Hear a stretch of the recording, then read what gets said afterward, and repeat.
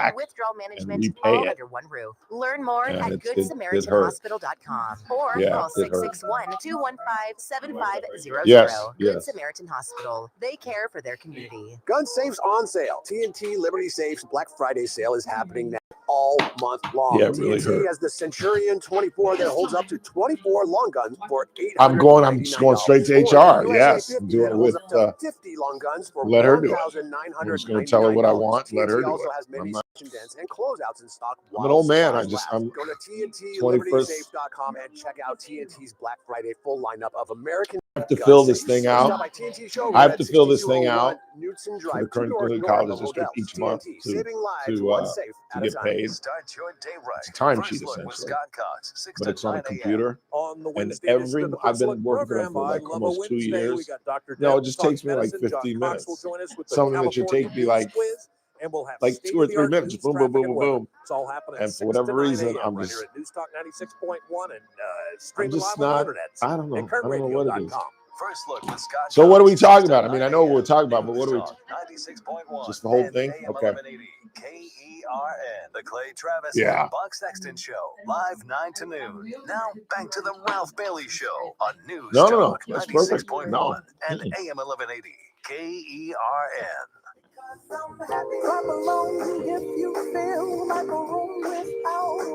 It's a Tuesday, and our former federal magistrate judge, former Kern County counsel, and special counsel to Klein, Dean, Natelli, and Goldner, Teresa Goldner, is live in studio. And by the way, if you're listening, we're back up on YouTube, so you can go to YouTube and watch the lovely Teresa Goldner. How are you, Judge? I'm doing great. How are you, Ralph? I'm outstanding. Feels good to be here. Yeah, Feels thank you. It's been a week since I've been here. It's a long time. It has been a week, and the last time I saw you, you were dressed in Western wear on your way to the Hard Rock Cafe. Oh, it was the Hard Rock Casino. Hard Rock Casino, excuse me. Right. Hard I know Rock I Cafe. keep saying cafe too, but it's not a cafe. Casino, yeah. How was it? Oh, I had so much fun. I really did. I could not believe how nice it is in there. And everything. Have you been there yet? No. Oh, Ralph, you got to go. You got to go. I did not get invited. I was hurt. I saw all the Facebook and Instagram pictures, and I was like, everybody and their mama was at this thing. I felt like, and no one here got invited. I can't believe that. That's. I'm sorry. I know. It was 2,000 of their closest friends. Clearly, and I'm not one of them. I don't know how I got invited, but it was fun. It was really fun. Did you gamble? I did. What did you play? I played the slot machines. Yeah. That's all I did. And actually, I made $100. Did you really? And then on the way out, my husband gave me $100 bill. He had $100 bill. We both played them together. He lost. I won $100. So we were $100 up. And then on the way out. No. You gave it back? On the way out, I went to, we were walking by and we were talking to some people, and they call it a high roller room for the slot machines, I guess, or high roller slots. And I was really curious, what is a high roller slot machine? Because I don't know. More expensive slot machines. Well, I went in there to see what it was, and it wasn't that much high. I mean, there were some that were a lot, but most of them were like, $5 maybe. Yeah. And I thought, okay, I'm feeling lucky, right?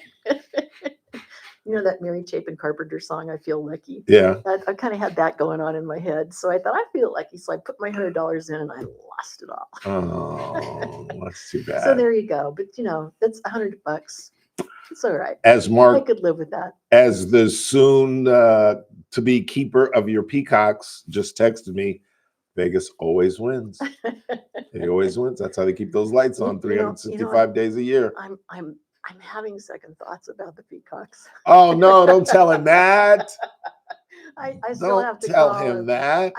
They're so pretty when you go out there in the morning and they're just like hanging there looking at you. And they're fun. And I still want to know how you guys are going to round them up. Well, that's what I'd pay money. You got to videotape. You got to video that. Mark, if you're out there listening and you know how to round up peacocks, that would be nice. This ought to be rich.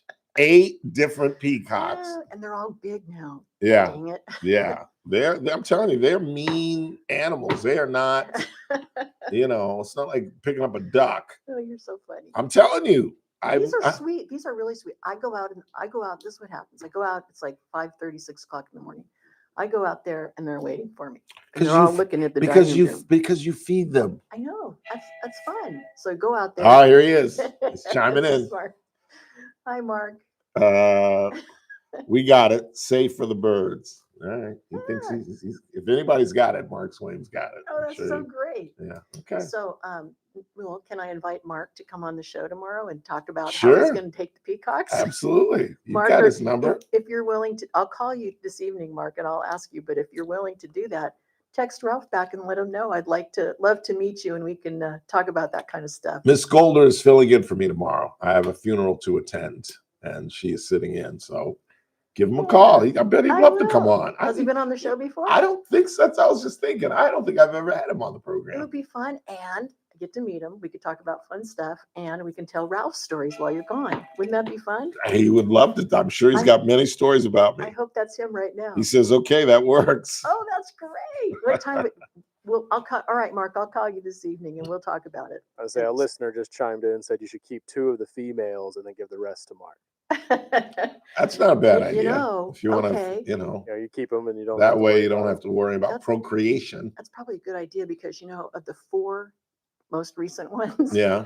I think they're all boys. I think they're all males. Yeah. So there you go. How do you know? Because of the color of their feathers. Really? If they as they get to be about 3-4 months old. Yeah. If their feathers. Am I talking about this? No, this is great. I'm interested. I am in an this. accidental peacock farmer. That's for sure. Clearly. If the feathers are speckled more as opposed to being a solid color, right, that means it's going to be a boy. That means it is a boy. Okay. And so far, that's pretty much true. And so the 4 that we have. Are you basing this on observation, or you actually did some research? No, I did some research. Okay. Oh gosh, I have so many peacock books now. I'll give them to Mark. I could probably write a book on peacocks. Clearly. But I'm an expert at picking up peacock poop. However, that's my forte. Okay. You're a better man than I. Gunga Din, right? That's right. So it's a done deal. That's what? Oh, you mean the Epstein? What can I make one little pitch for tomorrow? Absolutely. So Ralph asked me to be. You asked me to be on the show to do the show tomorrow, and I'm scared. Oh, come on. You've done it before. Just one time, but I think it'll be really fun. And what I wanted to say was, if there are any listeners out there that want to call in tomorrow and ask me any questions, the door is open. Judicial questions. Judicial law questions, all that kind of stuff. I can't formally give you legal advice. Well, I could, but I probably don't want to be something that you would rely on totally. But right. And I'm getting sued or something. I can tell you my views on things. Okay. Or I can tell you where to go or kind of generally about it. So if anyone has any questions about the law or legal type things without getting too detailed, please call in. So think of some good juicy questions and I'm happy to answer them. I will pump that up throughout the broadcast. Thank you very much, Mr. Bailey. No problem. No problem. So this thing is headed to Donald Trump's desk. It is, and unanimous consent in the Senate. I couldn't believe it. I was shocked by that. I thought there was no way that the Senate would just do it. Well, I think that was the logical play because I don't think Republicans or Democrats, well, Democrats would vote for it, but I don't think Republicans want to be on the side of not voting for this. True. So unanimous consent just takes it out of their hands and boop, boop, boop. Now it goes to Trump. And have you read it? I have not. I brought you a copy. Thank you. So here's a copy of Outstanding. it. I also brought you an article about it, but I know you already know it's in the article. Oh, yeah. So it's really interesting. The bill itself is it's like 6 or 7 pages long. It's very, very, very short. It's actually 6 pages and 1.5 lines. And filled with loopholes. Spaced. Filled with loopholes. Completely filled with loopholes. Yes. They make it sound like it's airtight, but it's really not. And that's what I wanted to talk about. Okay. So maybe we can kind of walk through it a little bit. All right. But I was surprised that they didn't, turn it over to the Judiciary Committee in the Senate and then kind of let it do a slow burn.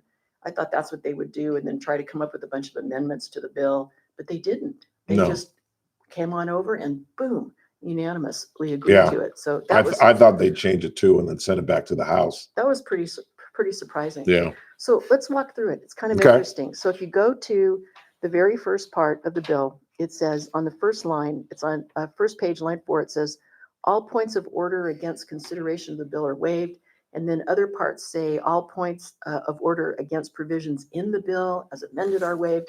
What they're saying there on those words is that they can't object to any type of procedural, anything to slow it down in the legislature, in the Republican House.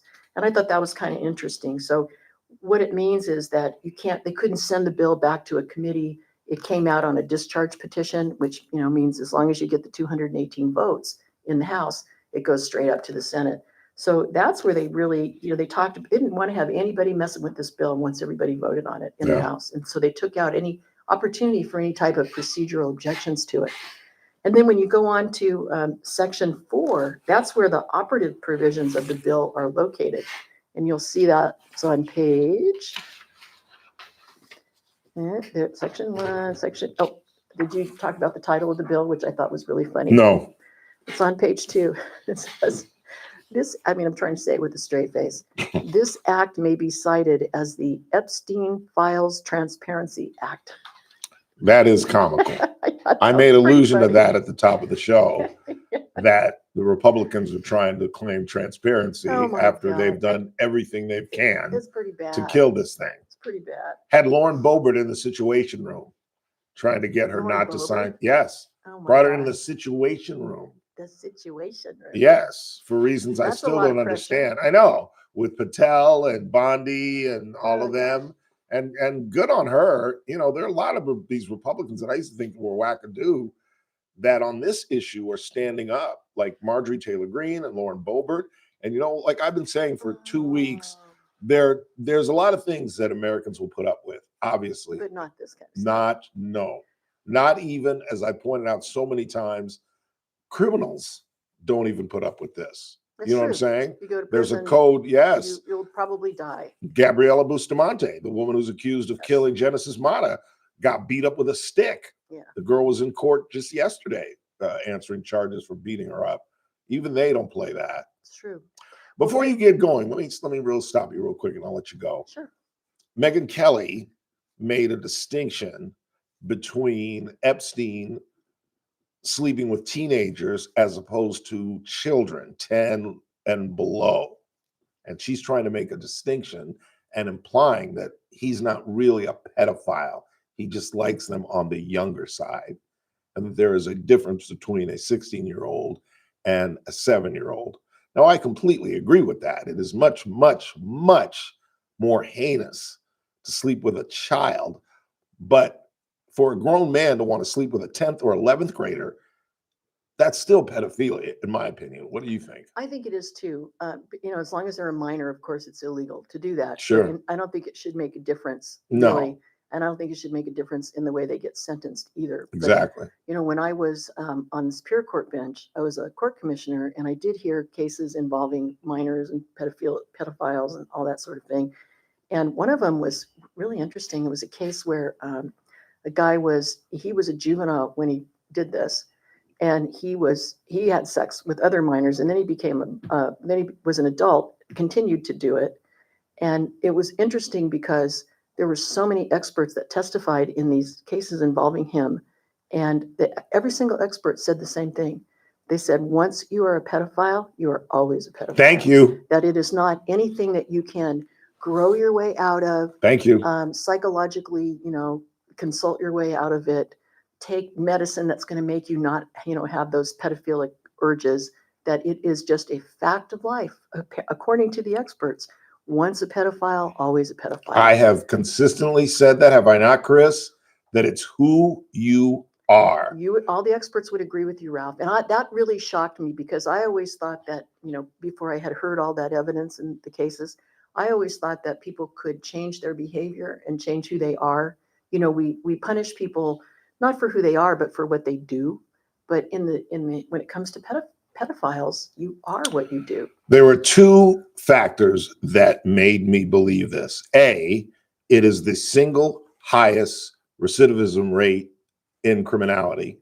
No other crime gets repeated like pedophilia. And two, the number of people who are willing to roll the dice with their careers, not just a job. Like I said yesterday, I've done a lot of screwy things that have cost me jobs. That's one thing. But I've never done anything that would ruin my career. How many teachers have we seen that are willing to roll the dice with their career, knowing that if I have sex with my 15-year-old student and I get caught, I will never teach again. And it doesn't stop them. It doesn't stop them. So the experts, the psychiatric testimony and the psychologists would also say, they would just say they can't help themselves. But that doesn't mean that they should have light sentences or not go to prison. They still have to be punished the same as, of course, anybody else. But it's because they they cannot overcome the urges that they have to have sex with children, minors, all of that. The other example I always use is Bill Cosby. Bill Cosby was a popular, handsome, rich man who could have slept with just about any girl he wanted, but he had to have them knocked out. That was his thing. He had to do it that way. And that's how some people like feet. Some people like big breasts. Some people like young. Some people like them knocked out, apparently. A form of necrophilia. You want to hear the weirdest case that I heard in that regard? Absolutely. I don't know if I should say this. Oh, come on. It's an adult show. Okay. So this was somebody who he did this when he was a minor, and they can only keep you in custody until you're 25. Right. Unless certain things happen. And you have to go to you have to go to a court trial, and you're entitled to a jury trial on this one issue in juvenile court, but that is, are you still a danger to the public? To have to be able to stay in jail beyond your juvenile years. And so this was a case of that. And the defendant was actually somebody. Come on. I should not laugh because it's not funny, but I got teased mercilessly by every other judge almost in the courthouse during this 2-week trial that I had about this issue. The defendant, his crime was he had sex with his German Shepherd dog. Oh, wow. True story. Wow, True story. Wow. And so the question was. Yeah, that might be TMI. Yeah, the question was, is he a danger to the public? And so, I would walk down the hall. There's so many jokes, but I'm not going to touch it. I would walk down the hall. I would walk down the hall between, like, in the breaks, you go where the judges' chambers are, you're walking down to go to the bathroom, whatever it is. And I would hear this woof, woof, woof. Coming from there's so many jokes. I know. I'll just get in one. So I'm just gonna get in one. Yes. Talk about doggy style. But anyway, I'm sorry. Oh my God. I'm wrong. I'm sorry. This one in particular was a jury trial, and if you could have seen, this is years and years ago. If you could have seen the way the jurors looked at the defendant, he was toast from the time that the whole thing started. Couldn't a guy like that get a mental diversion? That's no. Why? No? Because no. That's about as sick and demented as it gets. I know. See, those are the kind of cases that they used to give me. Let's give Goldner the German Shepherd case. All right, let's get back to the bill. I'm sorry. Okay, I know you can't get that German Shepherd. I know.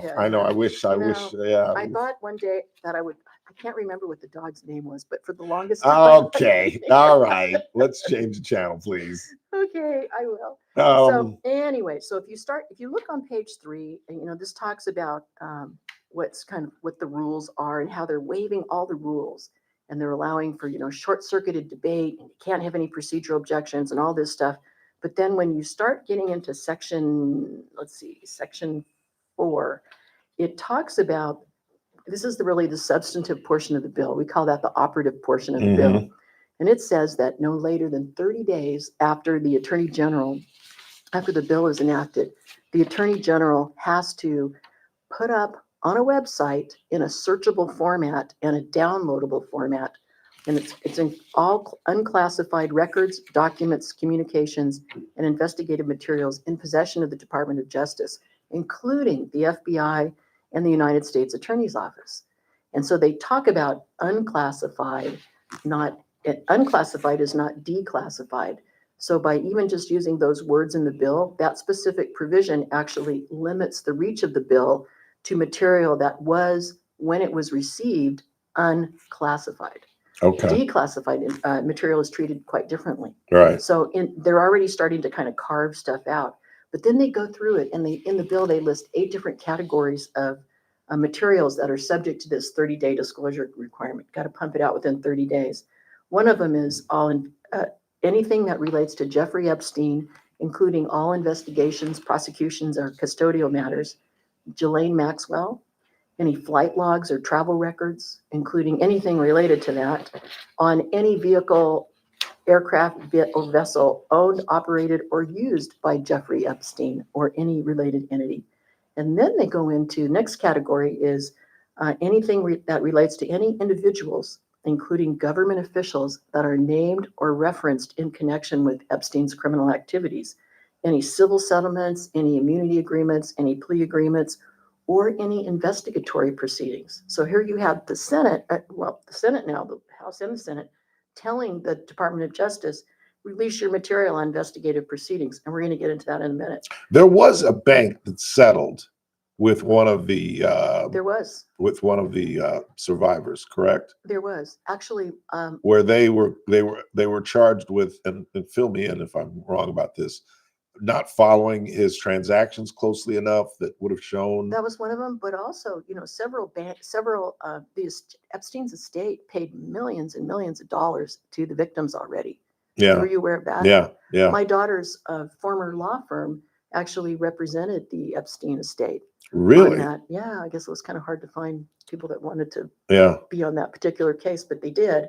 And so they paid out lots and lots of money to a lot of people. And let us remember that the files that we do have were released by the Epstein estate. Correct. Not by DOJ or by Congress. That's correct. And then they want any information that relates to any entities, including corporate entities, nonprofit, academic, or any governmental, with any known, and this is right from the bill, any known or alleged ties to Epstein's trafficking or financial networks. Again, they want any immunity deals, any plea agreements, any non-prosecution agreements, and any internal Department of Justice communications, including emails, memos, meeting notes, concerning any decisions to either charge or not to charge individuals or even to investigate people related to the Epstein matter. And then the last category, actually next to the last category, they ask for all communications, memorandums, directives, logs, any little piece of paper, including metadata. And metadata is internal computer data showing when different drafts of things are actually generated. So you can see how the document is changed concerning the destruction, the deletion, the alteration, or the concealment of documents, including recordings or electronic data related to Epstein or his associates, his detention and his death, and any investigative files. So aren't these all files that the Biden administration had? Yes, they did. Well, the department, what they're asking for is anything that the Department of Justice has, including the FBI and the Attorney General's office. So, of course, the Department of Justice is the Department of Justice, regardless of who the president is. So, yes, the Biden administration had it, but some of the issues that you have here are you can't, the Senate and the House, Congress does not have the right to tell the Department of Justice to do certain things. And I think that is stuff that is there's probably going to be a fight over this. What about grand jury testimony? Grand jury testimony is the same thing. Courts have to release that information. Courts have to authorize it, not the Senate, not the House of Representatives. They don't have the authority to do that. So Bondi could say, I can't release this still. She can absolutely say that they don't have to release it. And they actually tell, it goes further on in the bill, and it says that that it talks about how she has the right to redact certain things, but then it also tells her that she can only redact things if she files a written justification for the reason why it's redacted. And it has to be a legitimate justification. And who does she submit that to?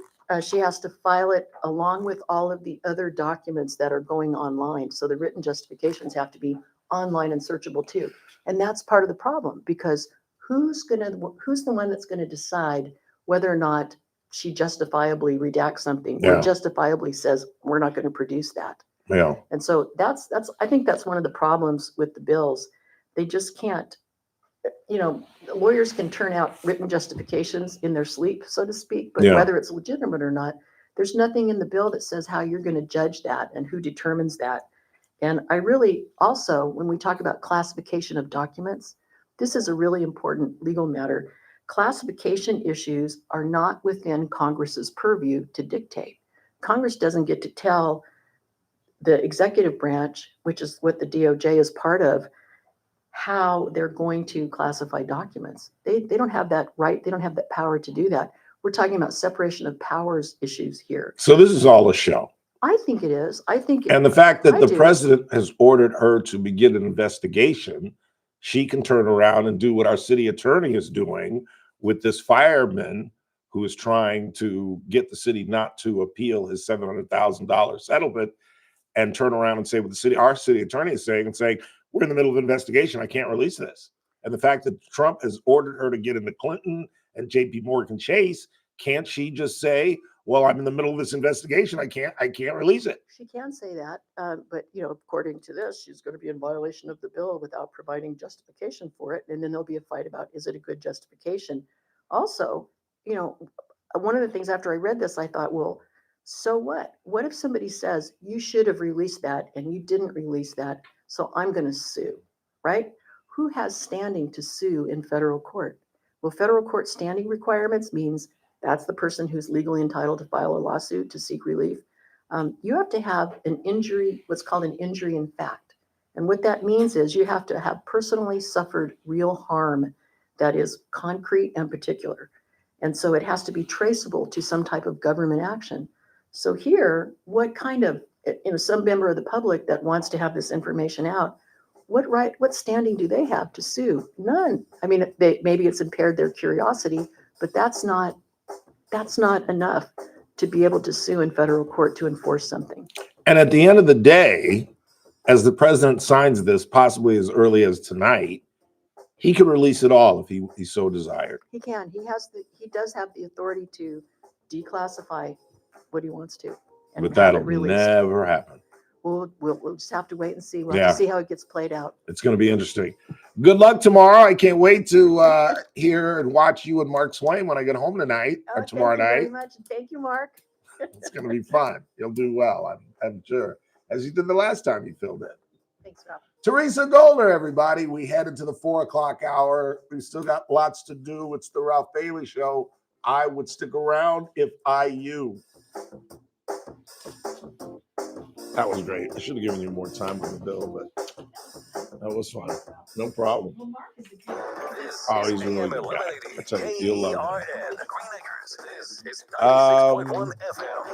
Not really. We don't really hang around.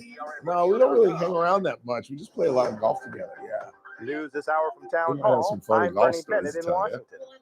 The House voted overwhelmingly to release government files on Yeah, he's a convicted really sex nice offender guy. Jeffrey You'll like Epstein. him. Correspondent Jennifer King has this report. Yeah. The Yeah, yeas pretty are much. 427. Oh the yeah, for a nays long are time. 1. That's how we House met. has That's passed how we a bill met. to force the Justice And he Department knew- to he publicly knows- he release knew its Roxanne. files on Jeffrey Epstein. It's a big change I think after months Roxanne, of he used to run opposition a from grocery Republican store out leadership. in A Lamont. bipartisan group of House lawmakers had to introduce and a petition Roxanne to worked maneuver for him. around the House Speaker's control Yeah, when she was over young. which bills reach the floor. The House version of the bill would force the release feel within free. 30 days of all As long as files I'm and not here, communications I don't related to care. Epstein and his death in federal prison. Jennifer King, Washington. Okay, Not let's long don't go after the there. House vote, the Senate voted as a Let's whole don't body go to pass there. the bill without an individual vote.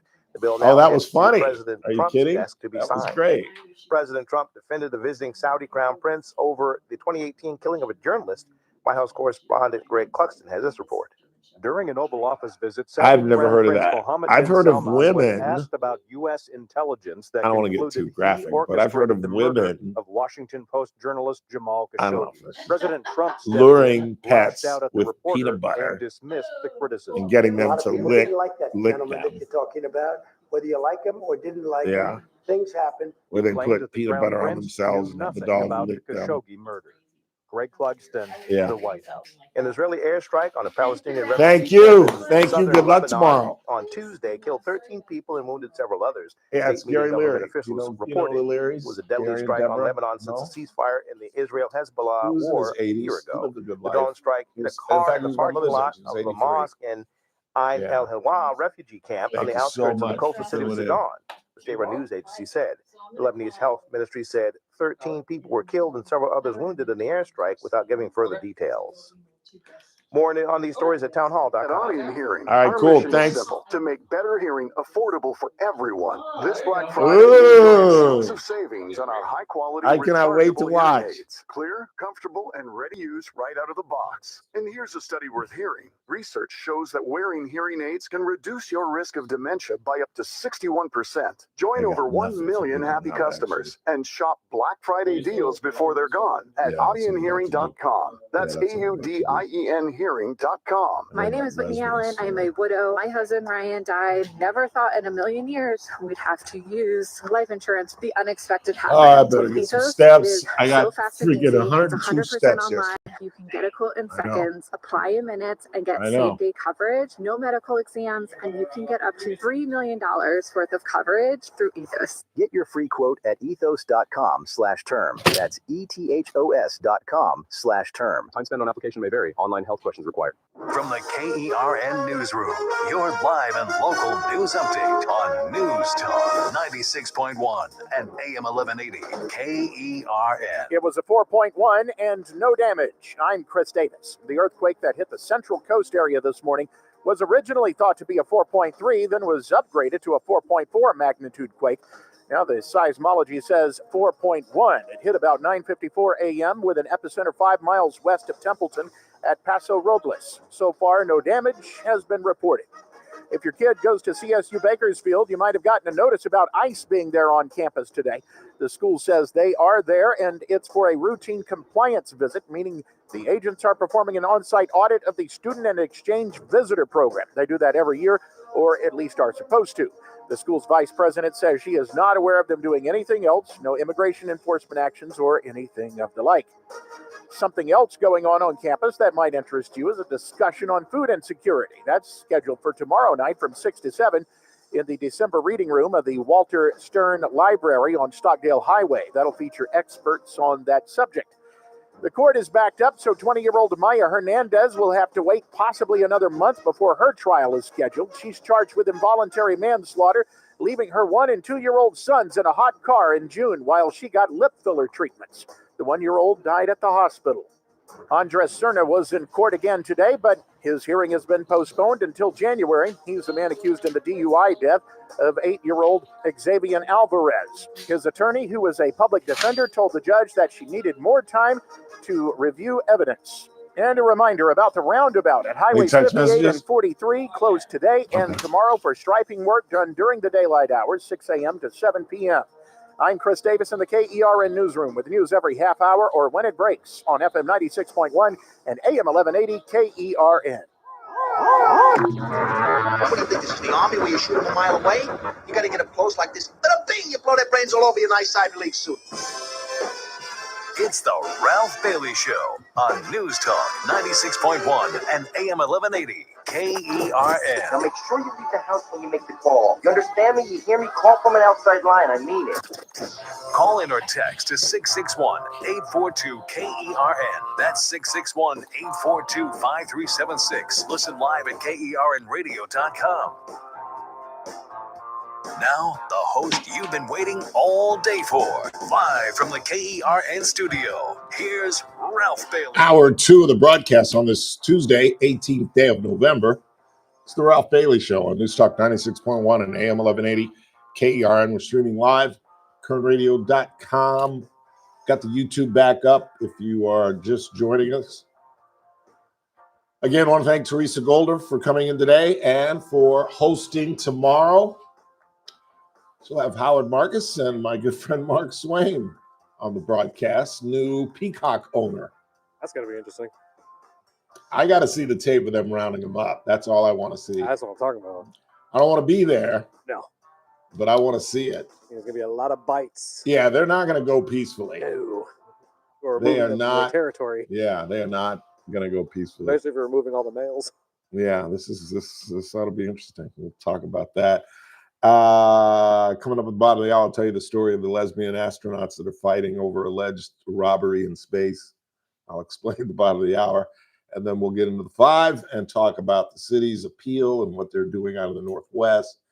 And talk a little sports before we get out of here. LeBron James returns to the Lakers. And there's some other sports news I'll get to as well. But the president at his press conference this morning, or his impromptu press conference that he does when he has dignitaries in the White House, as he did today when he met with Saudi Arabian Prince Mohammed bin Salman, MBS, as they call him. And he took the time to go after an ABC reporter who he was initially upset because the reporter asked about Jamal Khashoggi. Again, back in 2018, according to our intelligence, American intelligence, CIA, FBI, that there's no question that the Saudis had this journalist murdered. He was, in the Saudis' minds, infamous for attacking their government, and they have no sense of human rights in Saudi Arabia. There is no freedom of the press. There is no First Amendment. And they whacked the guy. They absolutely whacked the guy. There's absolutely no question about that.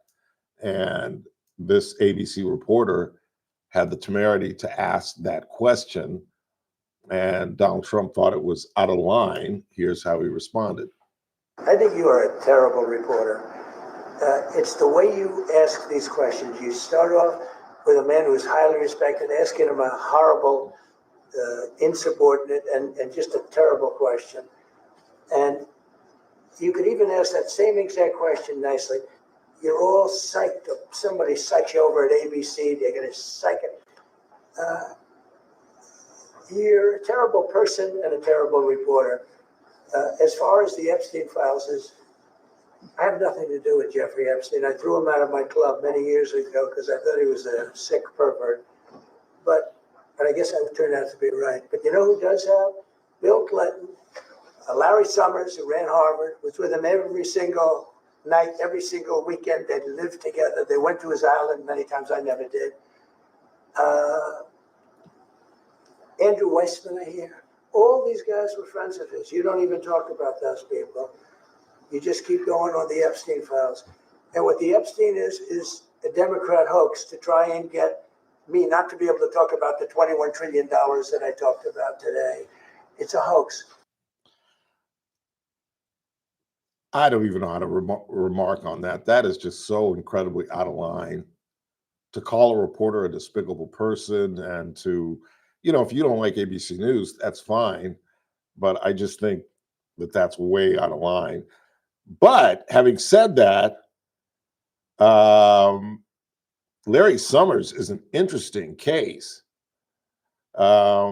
Let me just read from Politico. Now, in the wake of revelations about his, being Larry Summers, extended correspondence with Epstein for over a decade after Epstein had already been sent to jail for soliciting a minor for prostitution, Summers has announced that he'll be retreating from public commitments, at least those where he would presumably be asked about Epstein. Summers did say that he will continue teaching at Harvard, where he holds the title of, quote, university professor, the highest stature that Harvard can award a member of its faculty. Among the roughly 900 tenured faculty members on Harvard's Faculty of Arts and Sciences, there are only 24 university professors. That number may soon be 23.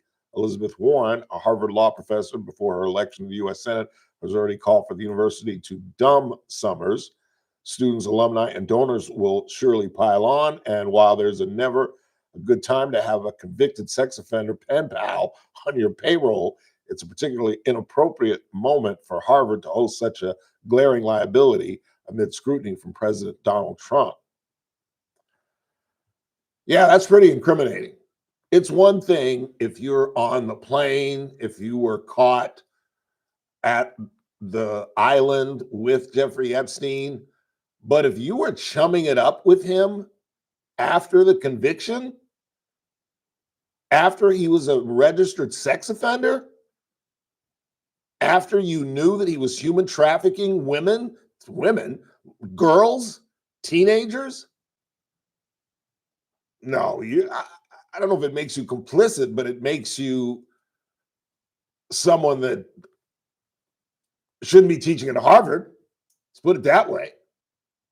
And the fact that he is backing off some of his commitments is almost a confession.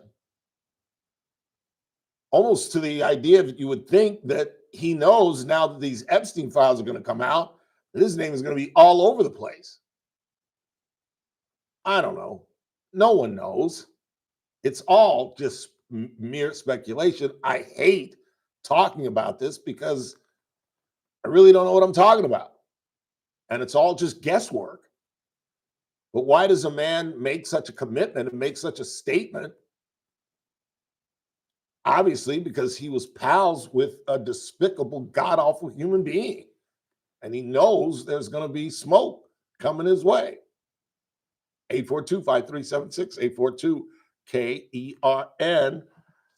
There's some more audio from the president who went even further, not only embarrassing this reporter. I mean, imagine if that's your daughter. You know what I'm saying? Your daughter goes to Garces, she gets straight A's. She wants to become a reporter. She goes to University of Syracuse. She's graduates magna cum laude. She gets offered a job at the Washington Post, then ABC News. She's covering the White House, and the president calls your daughter a despicable human being who's a horrible reporter, and blah, blah, blah, blah, blah. You don't get into the Oval Office as a reporter if you're a bad reporter. Are some of them better than others? Of course. Are most of them shifted to the left? Of course. But it is beneath the president of the United States, no matter who he is, to personally attack a reporter. I don't mind anybody attacking a reporter's reports, their stories. You've heard me do that. That's fair game. Whether the report was accurate, whether it was fair, whether it was quote unquote objective, which I don't believe there's any such thing as objectivity. The point of being a reporter is to be fair. There's no such thing as objectivity. It's being fair and getting both sides of the question out. But he went even further, and he's been good at this, at intimidating large corporations that he disagrees with, and ABC is one of them. I think the license should be taken away from ABC because your news is so fake and it's so wrong. And we have a great commissioner, chairman, who should look at that, because I think when you come in and when you're 97% negative to Trump and then Trump wins the election in a landslide, that means obviously your news is not credible and you're not credible as a reporter. So I've answered your question. You should go and look at the Democrats who received money from Epstein, who spent their time. Larry Summers was with him all the time. That creep, the fund guy, was with him all the time. What's his name? Reid Hoffman. I don't know Reid Hoffman, but I know he spends a lot of money on the radical left. Reid Hoffman, in my opinion, should be under investigation. He's a sleazebag. And those are the people, but they don't get any press, they don't get any news, and you're not after the radical left because you're a radical left network. But I think the way you ask a question with the anger and the meanness is terrible. You're going to go back and learn how to be a reporter. No more questions from you. See, that's just wrong. That's just wrong.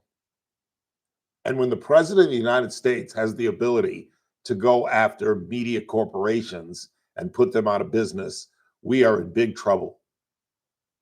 I'm sorry. I know you don't like it because it's your guy. It's my guy. I voted for this guy twice. I'm one of a handful of African Americans who've never voted for the only black president ever elected. In voting for Donald Trump and not voting for Hillary Clinton and not voting for John who ran against John McCain, voting for John McCain and not voting for Barack Obama. But this is out of control. We cannot lose an independent press. And yes, there's a problem with the press. There's no question about that. There's no question about that.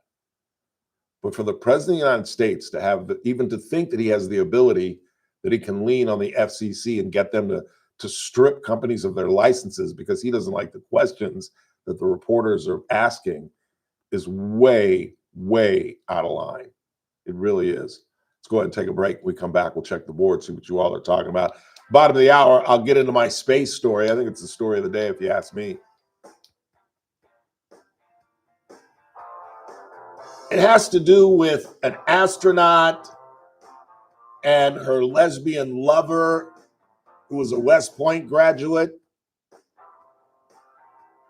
and accusing her estranged girlfriend of stealing from her. I'll explain how space is involved in this when we come back at the bottom of the hour. Then in the 5, we'll talk about the city and their attempt to squash a $700,000 settlement for a black fireman who is accusing the Bakersfield Fire Department of systematic racism and religious bigotry, while the city is concentrating on not paying the man. They're ignoring the allegations, which makes absolutely no sense, along with them building a water park in the Northwest. It's our city municipal leadership in action yet again. In the meantime, you're listening to The Ralph Bailey Show on News Talk 96.1, AM 1180, KERN. We're streaming live at kernradio.com. News Talk 96.1 and AM. Casey. Also, Ryan Holt wants to come on and talk teddy bear toss next week. What day works best? February? Okay. I just didn't know if you had any days off or anything. Also, we will be joined by would-be Senator from North Carolina, Michael Whatley. He's going to talk about illegal immigration enforcement in his state and what it means for the Trump administration and around the country. Talk to you then on Play and Buck. Live 9 to noon. News Talk 96.1 and AM 1180 KERN. Have you been on Facebook or Instagram and seen pictures or videos from Cassie Biddle's belly dancing night at Casey's Steakhouse? From everything that I saw, it was a tremendous success, a 5-course meal with craft cocktails and a night with 3 incredibly talented belly dancers all over at the Stockyard, the brand new Speakeasy Bar. It's not exactly brand new. It's almost going on 2 years now. It seems brand new to me, but because it's been an absolute game changer. In fact, as I've told you, the American General Media, our Christmas party is going to be in the Stockyard. It is a great venue for parties and events. Kathy Abernathy often uses it for election night parties, and you can have dinner in there as well. And Vanessa and Loudy are in there Thursday, Fridays, and Saturday nights providing live music. And of course, Jimmy and Bobby, and Jimmy is back providing live music in the main restaurant. Where would you rather be than at Casey's Steakhouse, longtime sponsors of the Ralph Bailey Show? Stuck in a job that just isn't getting it done? Maybe it's time to go for IT. Whether you're just starting out, switching careers, or a military veteran ready for change, My Computer Career can help you launch a rewarding career in IT in months. No prior experience needed. Why spend years getting a traditional degree when your future in IT can start right now? Take the free career evaluation at mycomputercareer.edu today. Your most powerful upgrade? Your career. Go for it. Go for IT. Financial aid is available to those who qualify, including VA benefits. If you've been waiting to try learning a new language with Babbel, now is the time. Babbel's biggest sale is about to start, but we're giving you early access at Babbel.com. Unlock all of the languages on Babbel with a lifetime subscription, now at our best price of the year. Don't wait to start your language learning adventure. This offer ends November 20th. Get Babbel's lifetime access for less, for a limited time, at Babbel.com. That's BABBEL.com. You've got your whole life ahead of you. So choose a Medicare plan you can count on. And that's what you get with a Medicare Advantage plan from United Healthcare. With more than 45 years experience serving its members, United Healthcare has plans with low monthly premiums that fit your life today and as your needs change tomorrow. The Medicare annual enrollment period ends December 7th. So go to uhc.com/Medicare today. United Healthcare Medicare plans. It's Medicare coverage California can count on. Gun safes on sale. TNT Liberty Safes Black Friday sale is happening now all month long. TNT has a Centurion 24 that holds up to 24 long guns for $899. Or the USA 50 that holds up to 50 long guns for $1,999. TNT also has many scratch and dents and closeouts in stock while supplies last. Go to TNTLibertySafe.com and check out TNT's Black Friday full lineup of American-made gun safes. Or stop by TNT Showroom at 6201 Knudsen Drive, 2 doors north of Hotels. TNT, saving lives one safe at a time. I'm JR Flores. Catch my show, The JR Show, weekdays at 2 p.m. Now, back to the Ralph Bailey Show on News Talk 96.1 and AM 1180. So I'm going to be paying like 2 change. I knew it.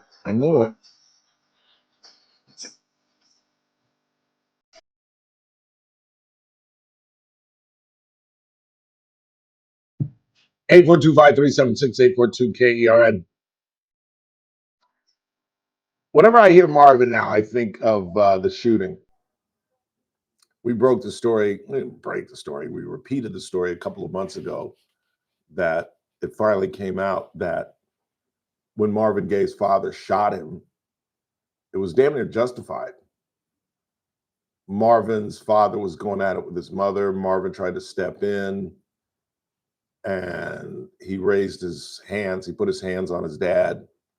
And with a gun that Marvin gave his dad, because Marvin had moved back home because he was back on the cocaine. He was trying to get off the cocaine. And apparently he was high as a kite when he got into it with his dad. And his dad used the gun that Marvin had given him and shot him several times in his house. And I don't think he ever went to jail.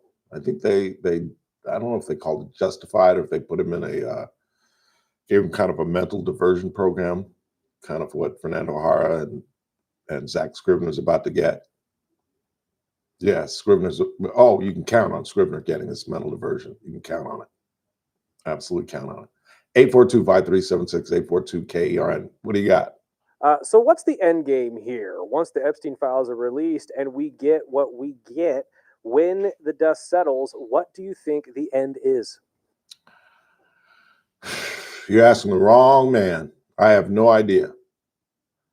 I don't think we're going to see. I think that Pam Bondi is going to say that there is a current investigation going on. I don't think they're going to release any of the grand jury testimony. Again, I don't think there's anything criminal in it because I find it hard to believe that the Biden administration had the very same access to the very same documents and information and didn't release it if there was something criminal against Donald Trump. I think there's probably things that are embarrassing, but I think they're mutually embarrassing, and that's why the Biden administration sat on it, because I'm sure there are Democrats that are involved. I don't know where this thing goes from here.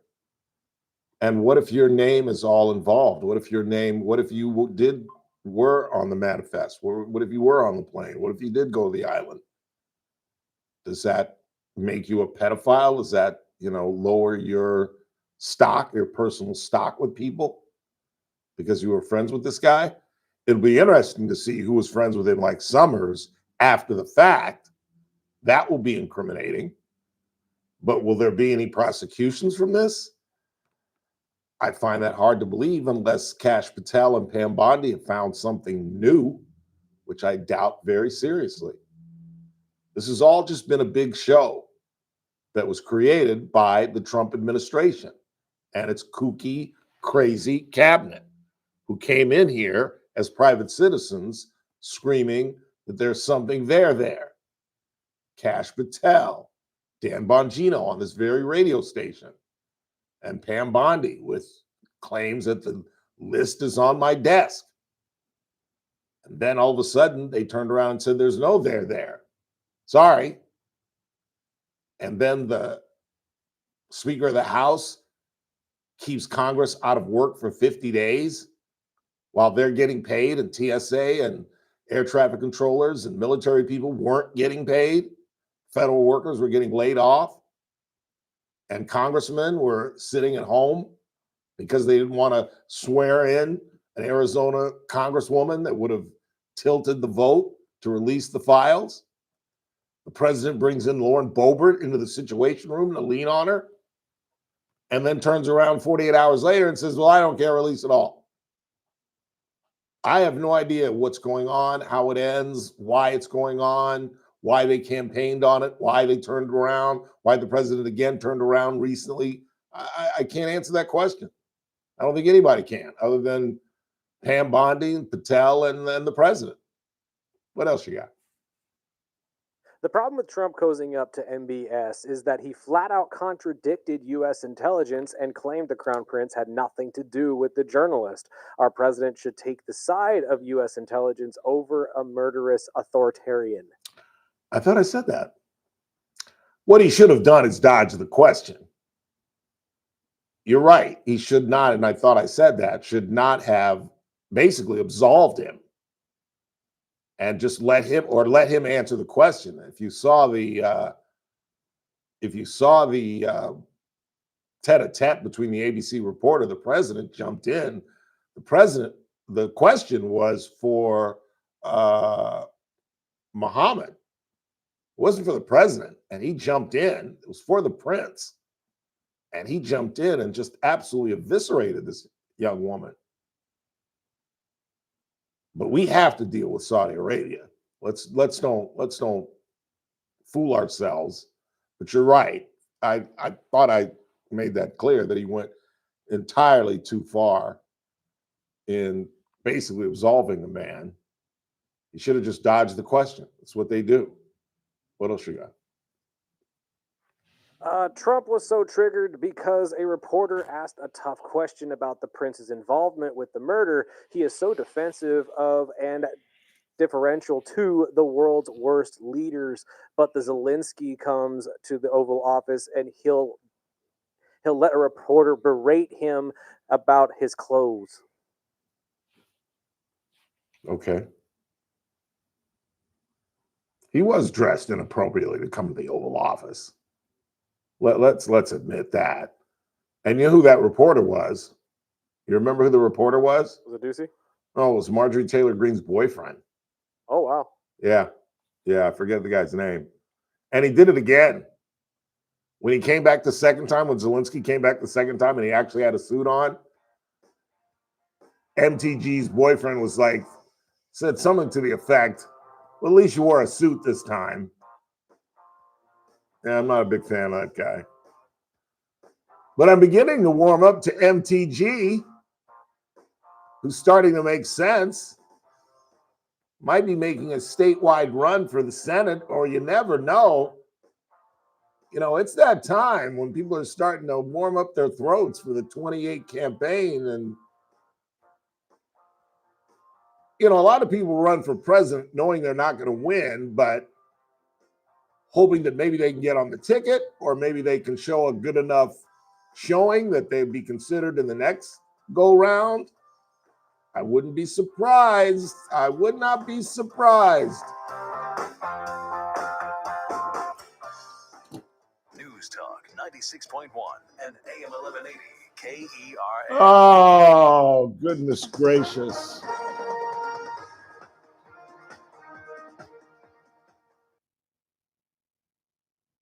Tuesday to pass a bill to force the Justice Department to publicly release its files on convicted sex offender Jeffrey Epstein.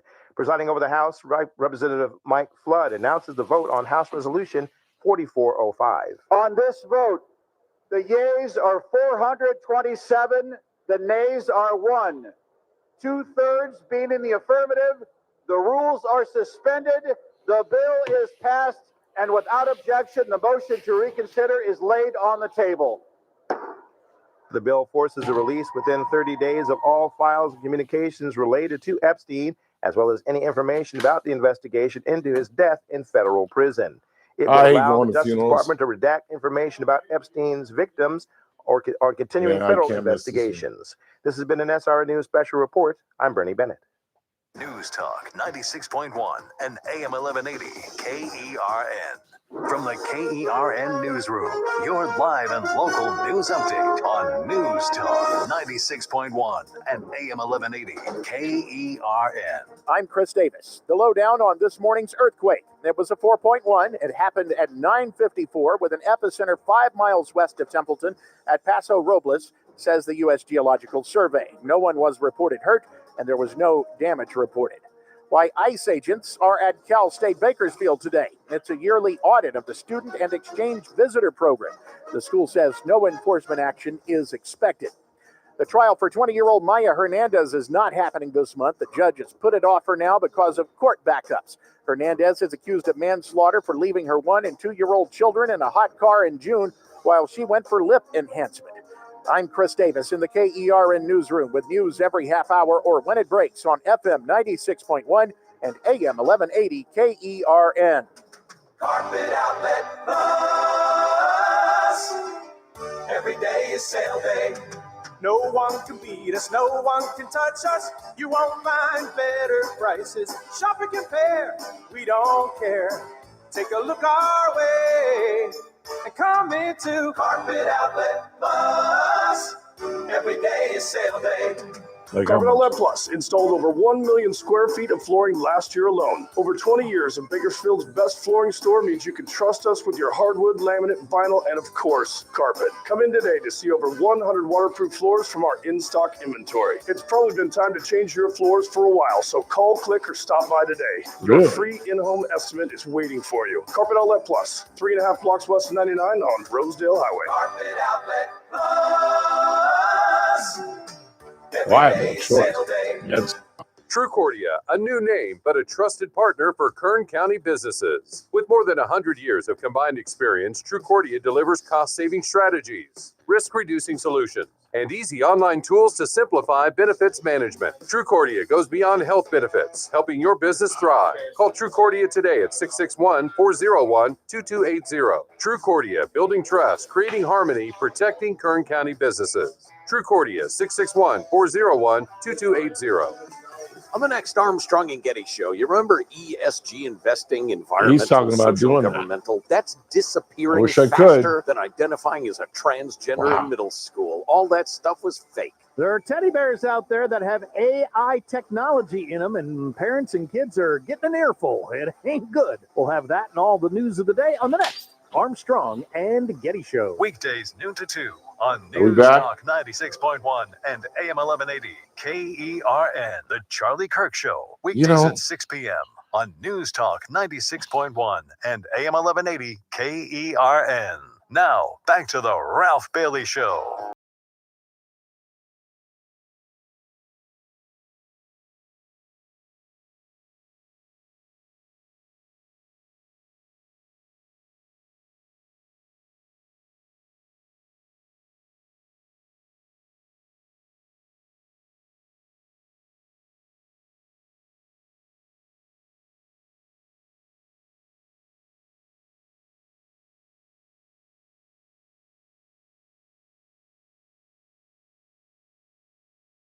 To KERN. All right, so the story of the lesbian lovers is so convoluted that I'm just going to read it to you. I didn't even take notes. I'm just going to read it to you.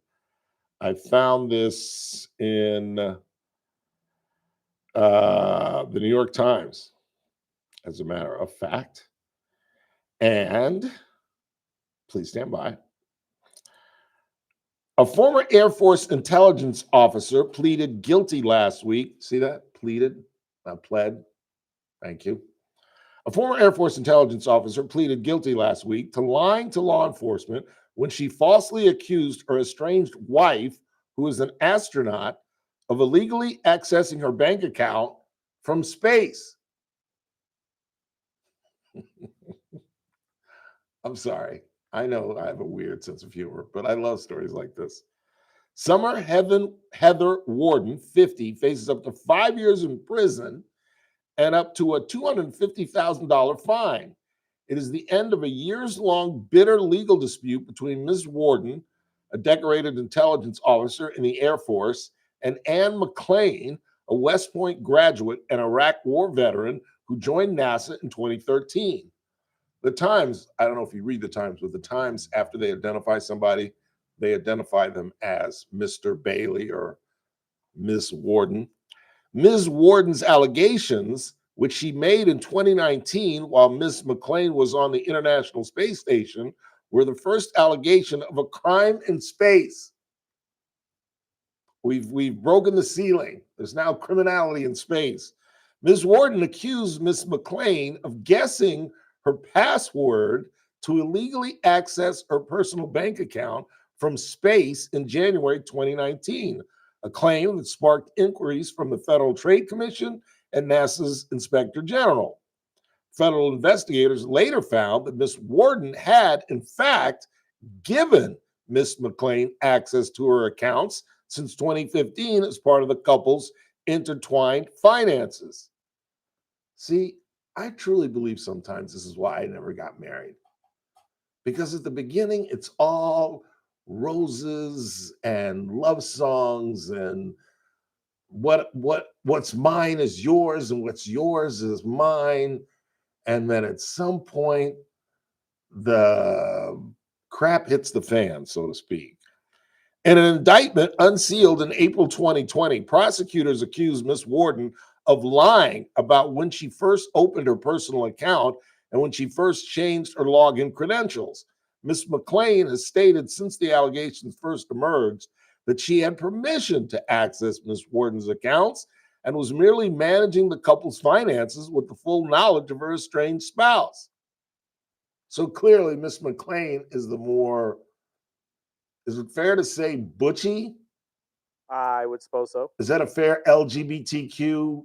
That I can't tell you. Do they consider, I mean, because let's be honest, in most lesbian relationships, and this isn't, homophobic or anything, but there is normally a more male version of the couple and a more female version of the couple. And Miss McClain, who is running the household, is the West Point graduate. So I would assume she would be the more masculine of the two. An aviator with more than 2,000 flight hours on various aircraft, Ms. McClain returned to the International Space Station in March 2025 as commander of NASA's SpaceX Crew 10 mission. She returned to Earth in August. Ms. Warden will be sentenced in February 12th, 2026. I just thought I'd share that with you. I thought that was somewhat humorous and somewhat, I don't know, what's the word I'm looking for? Ceiling busting, crime in space. I don't know. I just thought that is kind of weird. I don't know how you would assume that she accessed your bank account from space. Like, then what would she do with the money taking it Yeah, from you? yeah. It's not as good as our bus story. No, but that is just kind of funny just because it's Canadian and that's a very Canadian thing to do. Then if you're just joining us, you weren't with us yesterday, a guy stole a bus and didn't go joyriding. He actually went on the route, started picking people up and dropping people off. And then he wouldn't let a guy on whose bus pass expired. That's the best part of the story. That the felon who's driving the stolen bus said, no, you're breaking the rules. You can't come on with an expired. You'd think the fellow criminal would give the guy a pass, but no, he said, no, I'm doing this officially. 842-5376, 842-KERN. And the other miscellaneous news and notes story that I have is Elise Stefanik, who is running for governor against Kathy Hochul, is starting to make up ground. When she first announced, there was a wide spread in the difference. Ms. Hochul is a Democrat. She is a very liberal Democrat in a very liberal state. And she had an overwhelming 20-point lead. And since announcing, Stefanik has cut into that lead by 7. And I think she has a unique opportunity to win. I really, truly do. It's unlike our gubernatorial race where 44% of the electorate is still undecided, but we have a Republican atop of the leaderboard, so to speak, in terms of polls. Steve Hilton, is leading over Katie Porter, Chad Bianco. Chad Bianco, the Riverside sheriff, is atop of the leaderboard ahead of Katie Porter, and Steve Hilton is tied for 3rd with Xavier Becerra. And I'm running out of time because I predicted that Eric Swalwell, a congressman who is soon to be under investigation by the Trump Department of Justice, was rumored to announce by the end of the week.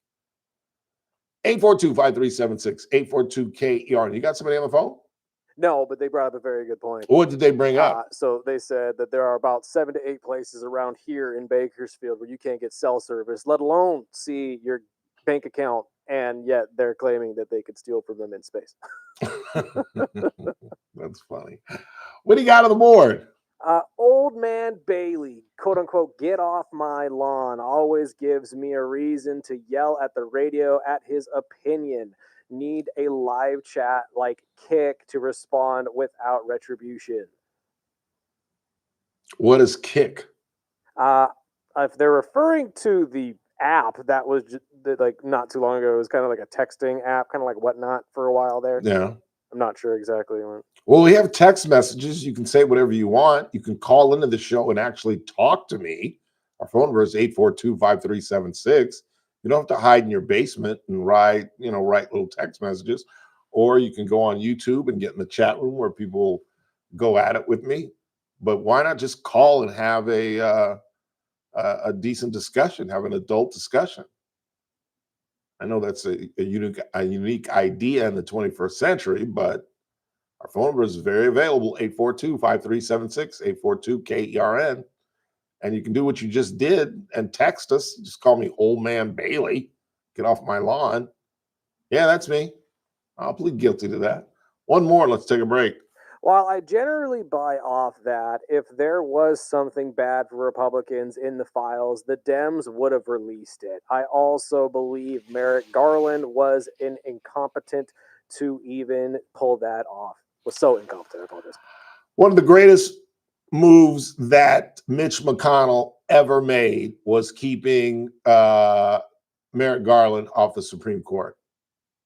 If you remember, they did the flip-flop where they demanded that Barack Obama not be allowed in the 11th hour of his presidency to assign a Supreme Court justice. And Mitch McConnell was the leader at the time and kind of gobbled that up in the Senate, so it couldn't happen. And then at about 2019, 2020, at the end of the Trump administration, I think the last one he got in was Amy Coney Barrett.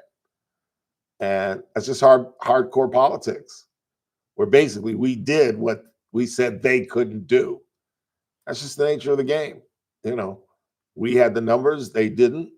And thank God they didn't get Merrick Garland on the Supreme Court. I don't know what's going on. I don't know what's in these papers. I don't think, again, my thesis is I don't think there's anything criminally that could indict the president, but I think there's just illusions that he doesn't want out there. I think with a 471-1 vote and then a unanimous consent in the Senate, he basically had a gun to his head and had no other position but to sign it. And remember, as Teresa Goldner pointed out, there are loopholes in this new bill. And since Bam Bondi, the Attorney General, has begun investigations, they can claim that they're not going to release anything because there's in the middle of an investigation. I just think it's one of the weakest buyouts. Our city attorney is in the process of doing that with this fireman. I called on Monday. I called today. I'll call tomorrow. I'm going to call on Thursday. I'm going to call on Friday.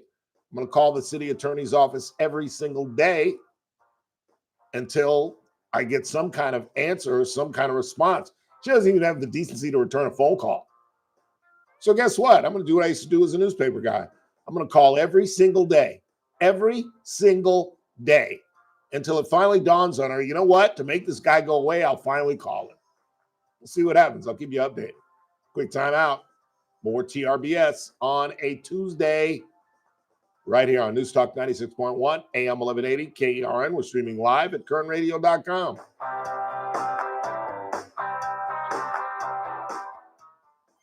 News Talk 96.1 and AM 1180, KERN.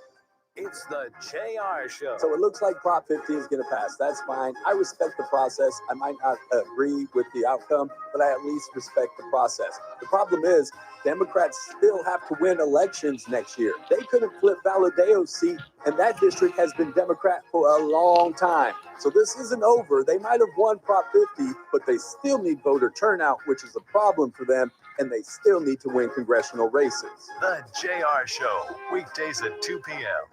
Are the rising waters of expenses and debt threatening to drown you? Many people try to stay afloat by borrowing more money or using debt settlement programs, but those can take years. If you're trapped under credit card debt, medical bills, payday loans, or buy now, pay later plans, Chapter 7 bankruptcy could free you much sooner, in about 4 months and for a fraction of the cost. Stop the harassing calls and letters, rebuild your credit quickly, and clear the way for a fresh start. At Clean Slate BK Group, consumer Chapter 7 bankruptcies are all we do. We can help you erase credit card debt, medical bills, personal loans, even past due utility bills. Find out if you qualify at no cost and with no obligation. Go to csbk.com. This is an attorney advertisement. Your results may vary and prior results do not guarantee a similar outcome. Clean Slate BK Group PC, located at 7 Penn Plaza, Suite 601, New York, 10001, is responsible for the content of this ad. For more information, visit csbk.com. That's csbk.com. Your clean slate starts here. I always buy my emergency food from My Patriot Supply. Fair prices, fast shipping, quality food.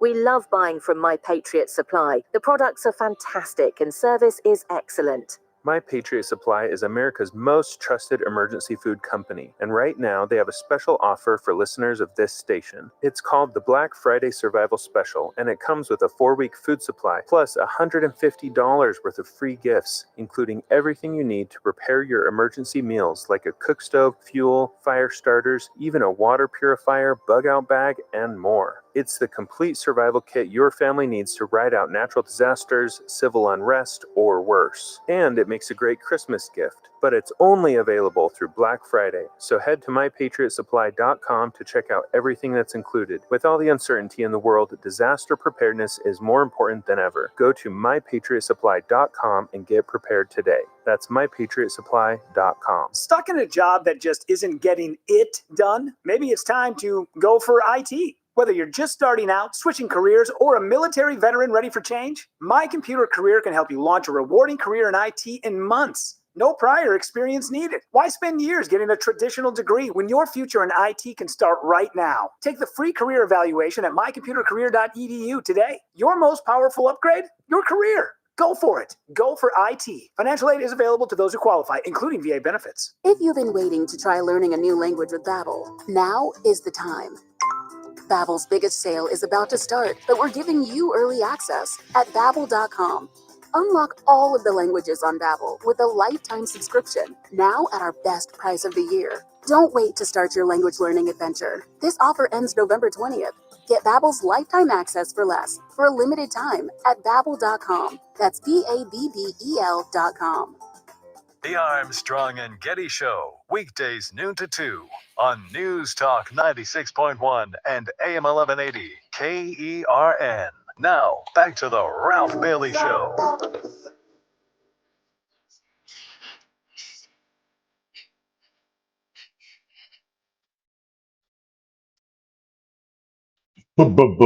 Danny and the Jets.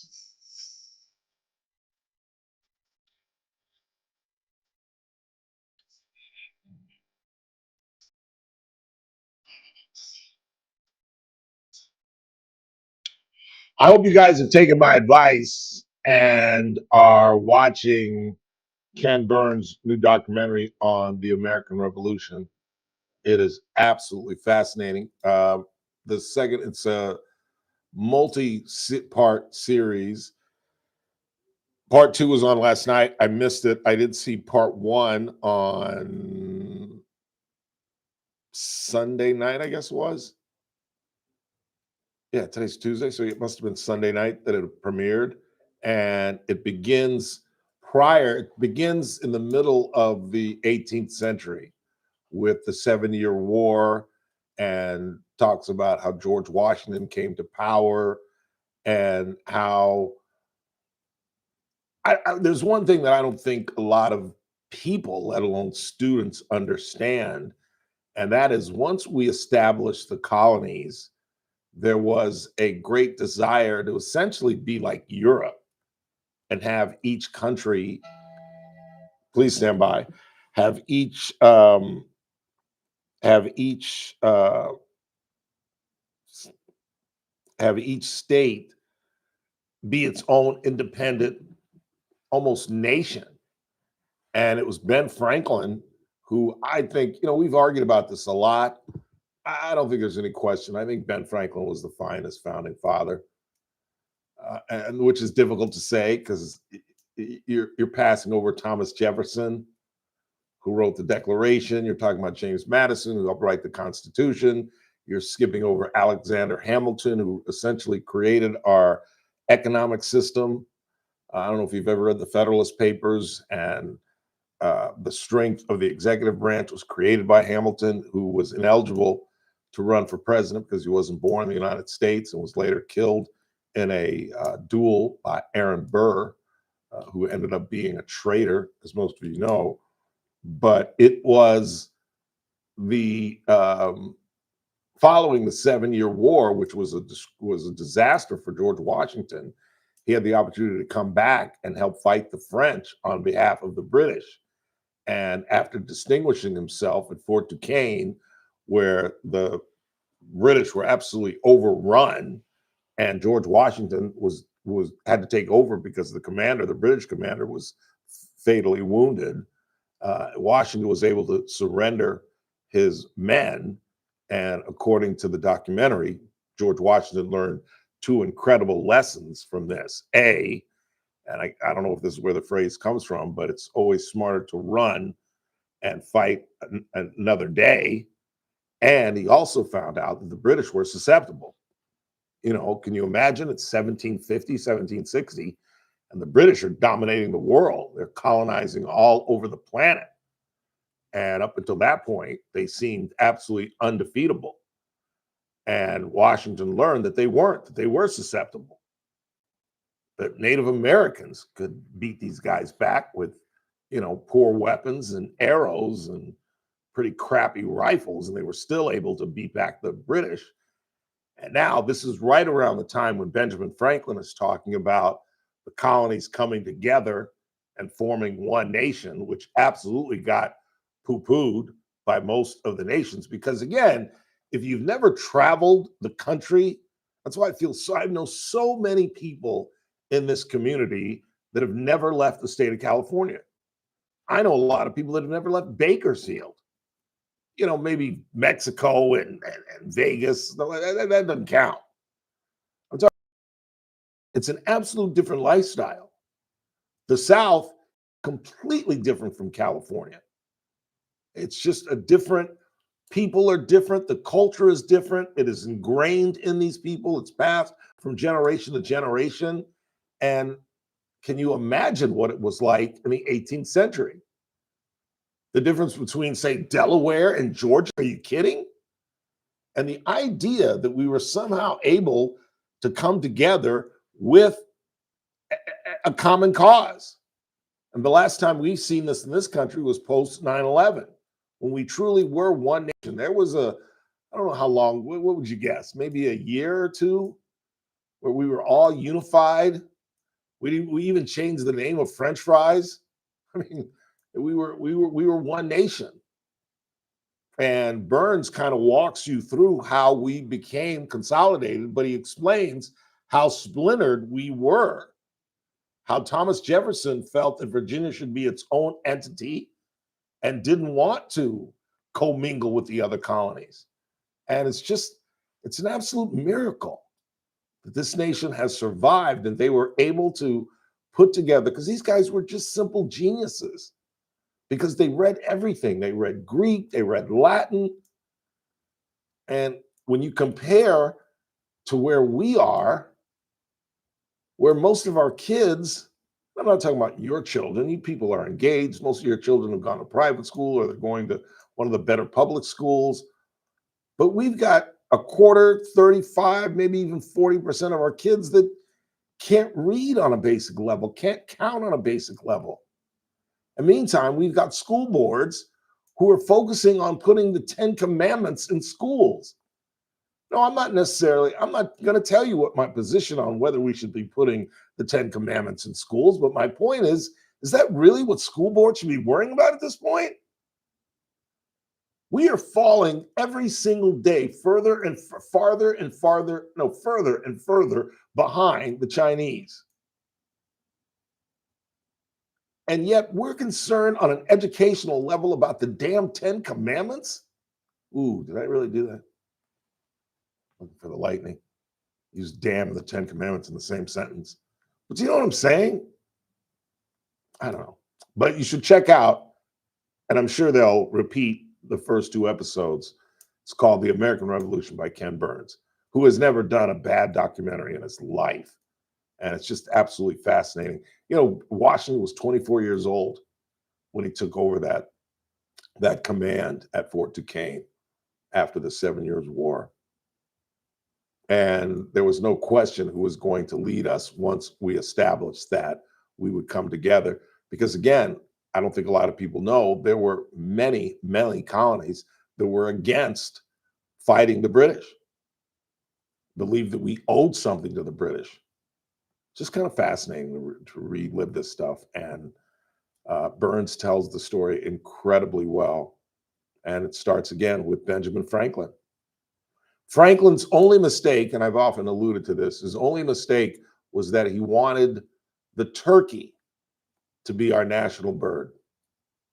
He really did, as opposed to the bald eagle. And it lost by 1 vote. You imagine that ugly flightless bird being our national symbol as opposed to the bald eagle? They'd be pulling out turkeys at halftime at football games. I'm kidding. Let's read a text message and get into the 5. Let's see. Ralph Jeffrey Epstein and Jasleen Maxwell didn't act only. There are over 1,000 victims willing to testify. Say what? This was a very poorly texted. It says didn't act only. There are over 1,000 victims willing to testify. So I'm not sure if they're just saying that they're not the only ones who acted on this. I don't really know that. There are many who settled with Epstein, and many who are afraid to name names for fear of being sued for defamation. As we've talked about throughout the week, Marjorie Taylor Greene has volunteered to read those names on the floor of the House because Congress members can do that with immunity. I just don't see us learning anything new from these new papers. I really don't. I think if there was anything new, it would have already been released. We head into the 5, final hour of the broadcast. Don't go anywhere.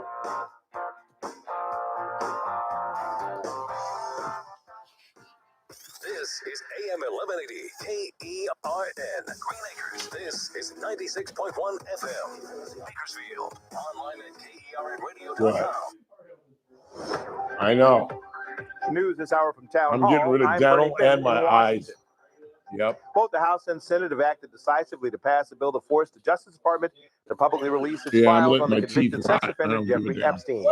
At a news conference before the House vote, Speaker Mike Johnson said Democrats are trying to distract from their own failures by suddenly seeming to care about the Epstein scandal. And in a desperate attempt, motherfucker doesn't have to pay for health insurance. Do you know how much it's going up? To the scandal. President Like $100 a check? He has said himself he has nothing to hide.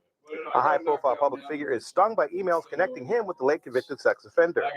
Larry Summers is one of those whose name is listed among the wealthy and influential people in Epstein's network, as indicated by emails made public by House Democrats last week. In response, Summers has issued a statement saying he stepped back from the public commitments, as the documents show he maintained a friendly relationship with Epstein long after Epstein's 2008 conviction. Summers says his association with Epstein was, quote, a major error in judgment, unquote. He intends to retain his teaching duties at Harvard. He was the university's former president as well as former Treasury Secretary under Bill Clinton. George Williams reporting.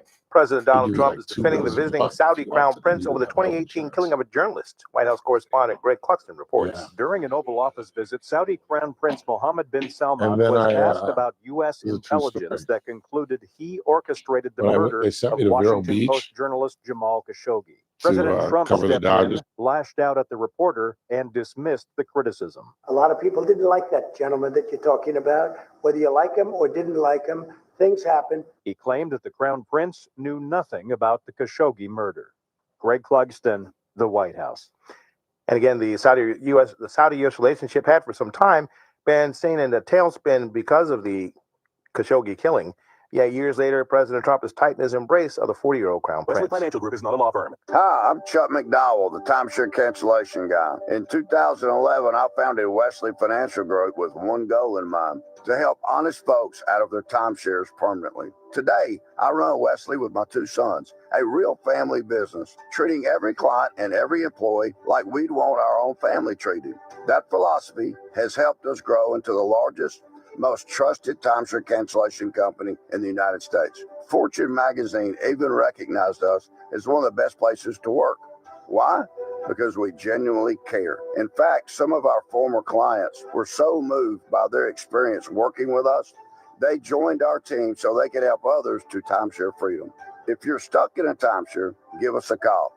Let our family help your family. Call Wesley now for your free timeshare exit kit. 800-822-1716. 800-822-1716. 800-822-1716. From the KERN Newsroom, your live and local news update on News Talk 96.1 and AM 1180 KERN. It was a 4.1 and no damage. I'm Chris Davis. The earthquake that hit the Central Coast area this morning was originally thought to be a 4.3, then was upgraded to a 4.4 magnitude quake. Now the seismology says 4.1. Hit about 9:54 a.m. with an epicenter 5 miles west of Templeton at Paso Robles. So far, no damage has been reported. Chase me right now. If your kid goes to CSU Bakersfield, you might have gotten a notice about ice being there on campus today. The school says they and I gotta go take it, and I gotta go take another one in like a month. Visit, meaning the agents are performing an on-site audit of the Student and Exchange Visitor Program. They do that every year, or at least are supposed to. The school's vice president says she is not aware of them doing anything else, no immigration enforcement actions or anything of the like. Something else going on campus that might interest you is a discussion on food insecurity. That's scheduled for tomorrow night from 6 to 7 in the December reading room of the Walter Stern Library on Stockdale Highway. That'll feature experts on that subject. The court is backed up, so 20-year-old Maya Hernandez will have to wait possibly another month before her trial is scheduled. She's charged with involuntary manslaughter, leaving her 1- and 2-year-old sons in a hot car in June while she got lip filler treatments. The 1-year-old died at the hospital. Andres Cerna was in court again today, but his hearing has been postponed until January. He's the man accused in the DUI death of 8-year-old Xavier Alvarez. His attorney, who is a public defender, told the judge that she needed more time to review evidence. And a reminder about the roundabout at Highways 58 and 43, closed today and tomorrow for striping work done during the daylight hours, 6 a.m. to 7 p.m. I'm Chris Davis in the KERN Newsroom with news every half hour or when it breaks on FM 96.1 and AM 1180 KERN. What do you think, this is the Army where you shoot them a mile away? You got to get up close like this. Bing, you blow their brains all over your nice Ivy League suit. It's the Ralph Bailey Show on News Talk 96.1 and AM 1180 KERN. Now make sure you leave the house when you make the call. You understand me? You hear me? Call from an outside line. I mean it. Call in or text to 661-842-KERN. That's 661-842-5376. Listen live at KERNradio.com. Now, the host you've been waiting all day for. Live from the KERN studio, here's Ralph Bailey. Final hour of the broadcast on this Tuesday, 18th day of November. It's the Ralph Bailey Show on News Talk 96.1 and AM 1180 KERN, where we're streaming live at KERNradio.com. President is hosting Mohammed bin Salman the Saudi prince. They're having dinner at the White House as we speak. This coming in the wake of, and by the way, have you looked and seen if, has he signed this thing yet? I was actually just checking that right now. Give me one moment. On a vote of 427-1, with a Louisiana Republican being the lone no vote, was overwhelming. When was the last time we saw a vote in the House in the 400s? There are 435 members of Congress. 5 people did not vote, 3 Democrats, 2 Republicans. And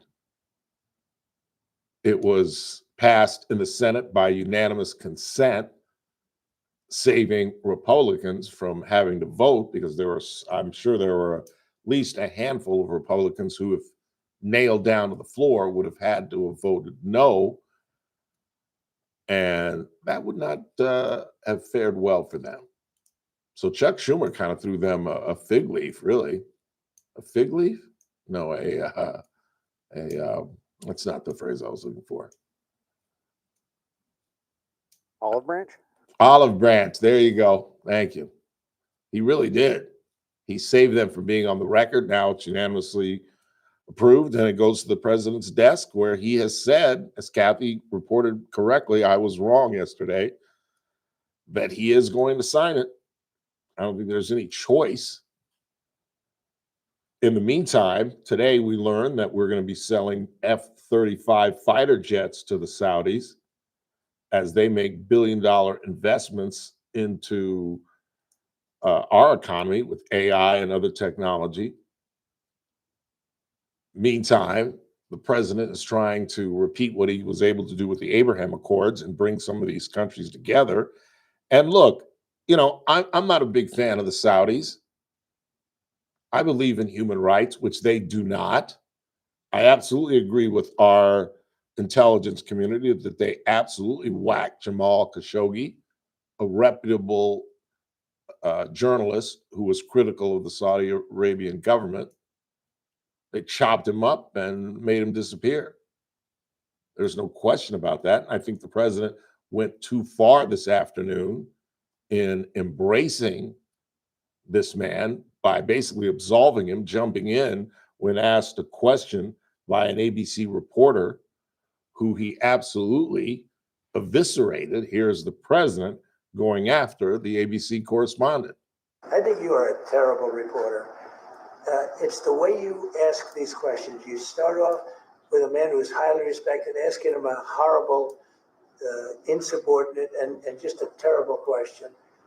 And you could even ask that same exact question nicely. You're all psyched. Somebody psyched you over at ABC. They're going to psych it. You're a terrible person and a terrible reporter. As far as the Epstein files is, I have nothing to do with Jeffrey Epstein. I threw him out of my club many years ago because I thought he was a sick pervert. And I guess I turned out to be right. But you know who does have? Bill Clinton, Larry Summers, who ran Harvard, was with him every single night, every single weekend. They lived together. They went to his island many times. I never did. Andrew Weissman here. All these guys were friends of his. You don't even talk about those people. You just keep going on the Epstein files. And what the Epstein is a Democrat hoax to try and get me not to be able to talk about the $21 trillion that I talked about today. It's a hoax. Now, again, as we talked about earlier in broadcast, Larry Summers' name is interesting, just based on how he has reacted. I'm reading now from the Associated Press, Deadline Boston. Larry Summers, the former president of Harvard University, who once served as U.S. Treasury Secretary, says he will step back from public commitments after the release of emails showing he maintained a friendly relationship with Jeffrey Epstein long after the financier pleaded guilty to soliciting prostitution from an underage girl in 2008. Summers did not detail exactly what stepping back would entail, saying in a statement that he would continue to teach and promise to, quote, rebuild trust and repair relationships with the people closest to me. I am deeply ashamed. Listen to this. I am deeply ashamed of my actions and recognize the pain they have caused. I take full responsibility for my misguided decision to continue communicating with Mr. Epstein. It sounds like a confession to me. However, the Center for American Progress, a progressive DC-based think tank, confirmed Tuesday that Summers was, quote, ending his fellowship at CAP, the Center for American Progress. A spokesperson for the budget lab at Yale also said Summers is no longer a member of the organization's advisory group. Yeah, you can't chum it up with a pedophile. And I'm sorry, I don't care what Megyn Kelly thinks. This idea that because it's teenagers and it's a difference without a distinction between having sex with a 5, 6, 7, 8-year-old. Yeah, there's a difference, but it's still statutory rape. It's still pedophilia, in my opinion, and it's still something that deserves absolutely no lenience. Meantime, Ghislaine Maxwell sits down with the second in command at the Department of Justice, Todd Blanche, the president's former personal attorney, and all of a sudden she's moved from Florida, a pretty medium prison facility, to a club fed in Texas. And I read to you the other day what is going on in terms of the perks that she's now receiving, which are just absolutely startling. Remember, this is a woman who's getting a 20-year stretch for being, in some respects, worse than Epstein. She was the one that was rounding up these women. She was the one that was alluring these women with all type of lies, and just as a woman, you would think she would understand what these girls are going through and how it would destroy their lives, but it didn't stop her. Didn't stop her at all. I'm looking for, here's some text messages that were released from the prison. The food, this is Ghislaine Maxwell. The food is legions better. The place is clean. The staff responsive and polite. Have you ever heard a hardened felon say that about their stay in prison? This woman is one of the worst criminals on the books. And after meeting with Todd Blanche, she's now saying the food is legions better. The place is clean. The staff is responsive and polite. I'm having a ball. I haven't seen or heard the usual foul language or screaming accompanied by threats leveled at inmates by anyone. I have not seen a single fight, drug deal, passed out person, or naked inmate running around, or several of them congregating in a shower. I am much, much happier here and, more importantly, safe. I spoke to the warden about the problem with the mail, telling her that the documents have not arrived yet. She's complaining to the warden. My mail's late. Telling her that the documents have not arrived yet. And now we're on day 7. I explained that we have a deadline that hinges on the Supreme Court and that I was hoping to have 2 turns of the document before it flies with the court, possibly as soon as the end of the next month. Basically, the warden is helping her with her commutation application. And I'm telling you, if the president screws up and even implies that he's going to commute this woman's sentence, his hold on the party is over. Is over. Done. This would give the party the ability to finally walk away from this man. And he would lose all control of the Republican Party, a control the likes of which we haven't seen since Franklin Roosevelt. And I don't even think Roosevelt had the kind of power over the Democratic Party that Donald Trump has over the Republican Party, where this man turns on some of his strongest allies, like Marjorie Taylor Greene, because if you disagree with him, now you're suddenly a traitor. You're betraying him. You have to kiss the ring. It's just, I just don't understand it. I really don't. This administration got off to such a fast start. I've never understood the tariffs, which are now coming down. We're finally, as a party, starting to focus on affordability. And do you know who started all this affordability? Do you know who started the trend? Who do you think started the trend? Chris Burdick, talking about affordability and making that the issue. I would say, I'm sorry, is this a presidential? No. No? Okay. Kevin McCarthy. Zoran Mamdani. Oh, no kidding, really? That's my thoughts. Well, no, that's true. my Right, opinion. absolutely, because that's what he ran on in New York. He absolutely ran on that. A 33-year-old kid who hasn't had a job, comes from huge money, has never run anything in his life, and he's a socialist, and yet somehow he's the mayor of one of the most important cities on the planet, the most populous city in North America, and the economic center, arguably, of the planet, but certainly in North America. Why? Why did he win 70% of the vote between 18 and 44-year-olds? 70%? Because all he talked about was affordability, making your life cheaper. Now, everything that he said is going to fail. Government-run grocery stores, free busing, free childcare. Again, it's the Margaret Thatcher line.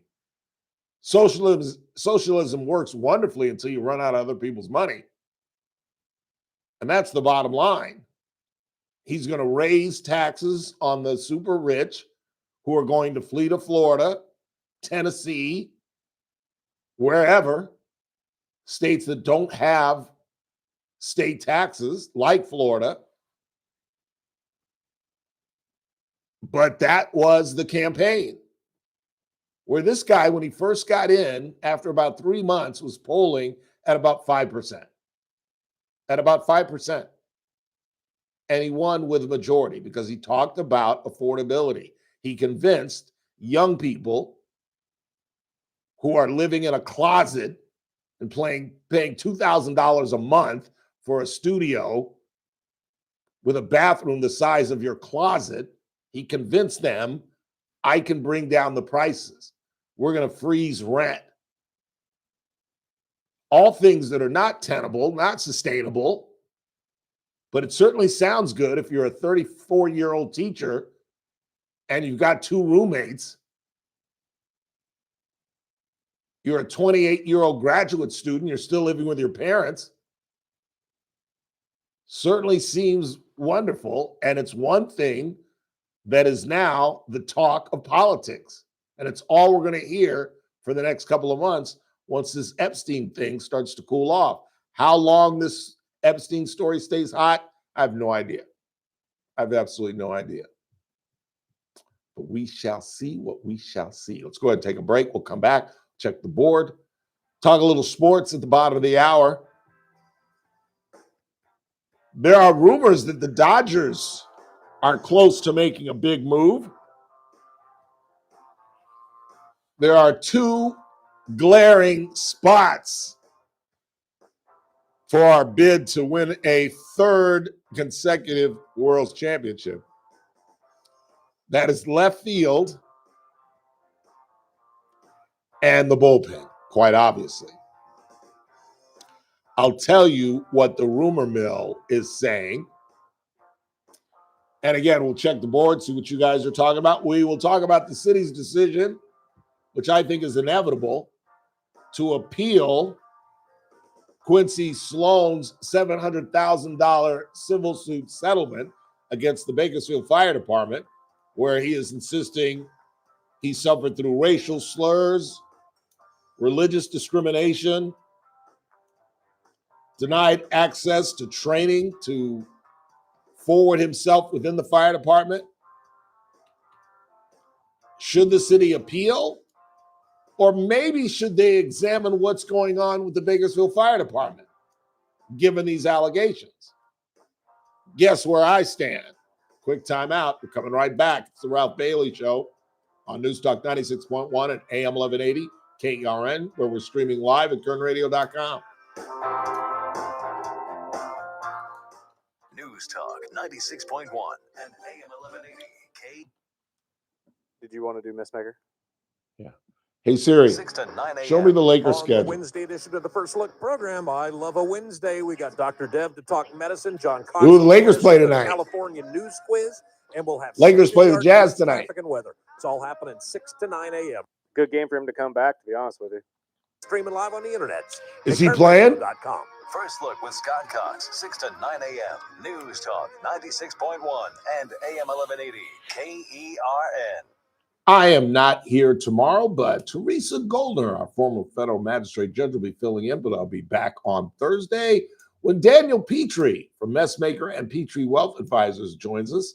It'll be interesting again to talk to Daniel, given the fact that it appears that Mr. Powell, Jerome Powell, is not going to drop interest rates again in December, as Daniel and most pundits speculated. And of course, you know what Messmaker and Petrie Wealth Advisors are all about. They're all about retirement. If it's staring you in the bug, you need to call Daniel at 395-9400, 395-9400, or just listen in every Thursday at 4:30 when he joins us with his economic and political knowledge that adds so much to the show. Daniel Petrie and the folks at Messmaker and Petrie Wealth Advisors. This broadcast is for informational purposes only. Does not constitute a solicitation or offer to buy or sell any security, future option, or other financial instrument, or to offer or provide any investment advisory or other services to any person in any jurisdiction by Daniel Petrie or MPWA Inc., DBA Messmaker and Petrie Wealth Advisors. Any views expressed in this broadcast by us are prepared based upon the information available to us at the time, and we are under no obligation to update our views. Meet Paul Sheldon's client, Guy Picard. Hi, my name is Guy Picard, and I am very happy that I found Paul Sheldon. What a relief it is trying to turn 65 and find somebody like him to help me navigate this industry. I think that it's really important that you look at all of the options that you have and then give Paul Sheldon a call, because he will create a plan that fits your budget and fits what you're trying to achieve as far as trying to get the best possible medical care that you can have. So I'd like to recommend Paul Sheldon to any of you out there that are trying to navigate the medical industry turning 65. Give Paul Sheldon and his staff a call. They are awesome. And I'd just like to say, Paul and your whole entire staff, you guys rock. When Medicare matters, our team has the answers. Team Paul Sheldon.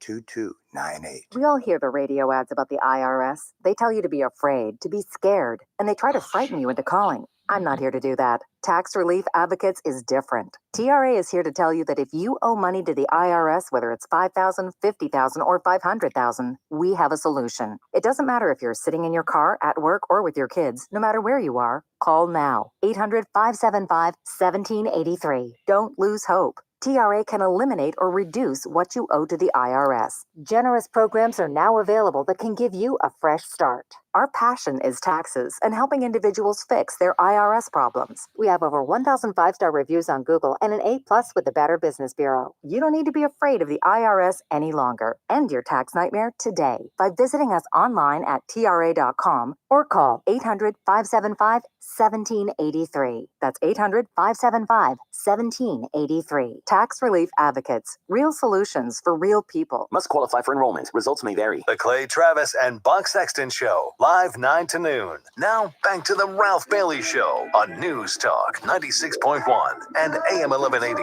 KERN. Into the future.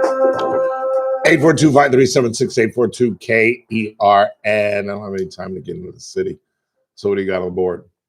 Ralph, do you remember when everyone was screaming about Trump's taxes? The left was determined to find something in there. He fought tooth and nail and acted like there was something he was hiding. They found zero and he laughed his butt off. Welcome to the next round. Well, I disagree. I think there's, just from the release of the emails that we've seen, the fact that there are about 1,000 allusions to Trump. Again, I've been redundant about this. I don't think there's anything criminal in there regarding Mr. Trump. I think there's probably some embarrassment. I think there might even be some knowledge of what was going on. But you heard Teresa Goldner kind of confirm what I've been saying ever since I've been on the radio. And I think you're born gay. I don't think you're born a pedophile. I think something occurs in your life, whether it's abuse as a child or something like that, but it is who you are. And for all I know, because I don't know what I'm talking about, for all I know, maybe you are born with this proclivity. I have no idea. But at some point, it becomes who you are, and it becomes part of your sexual sensation. And it's how you express yourself. Trying to say that in a decent way. It's how you get off. Let's talk bluntly. It's how you get off. And some people get off in different ways. And for some, it is young people. It is maybe the power of having that mental advantage, that maturation advantage. I have no clue.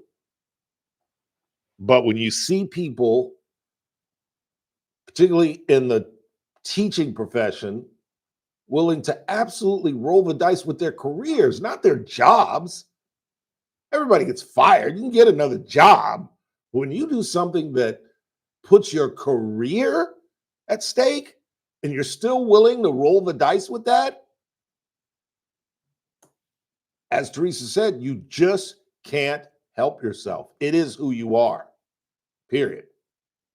And I don't think anybody believes that Donald Trump is a pedophile. I think he may have known about things that he probably should have made public. Maybe that's what he's concerned about, but I don't think there's anything criminal. Who you got? Chris Orr's on the line. Chris, what's really going on?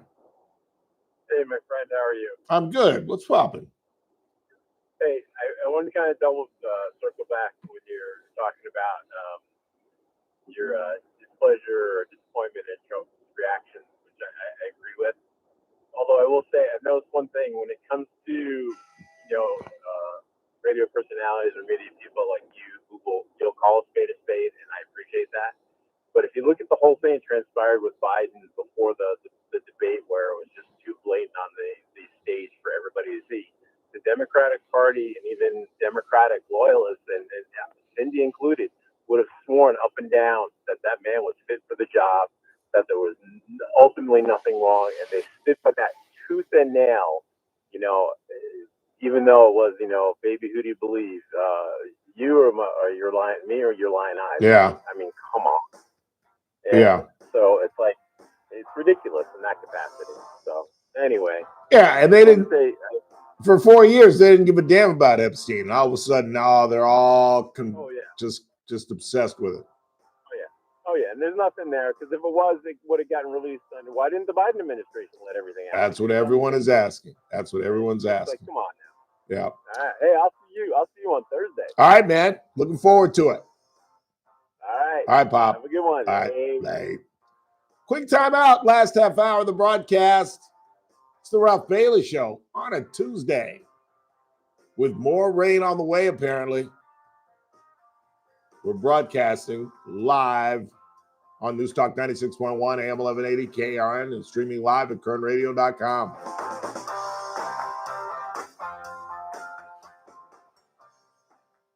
News Talk 96.1 and AM 1180 KERN. With SRN News, I'm Bernie Bennett.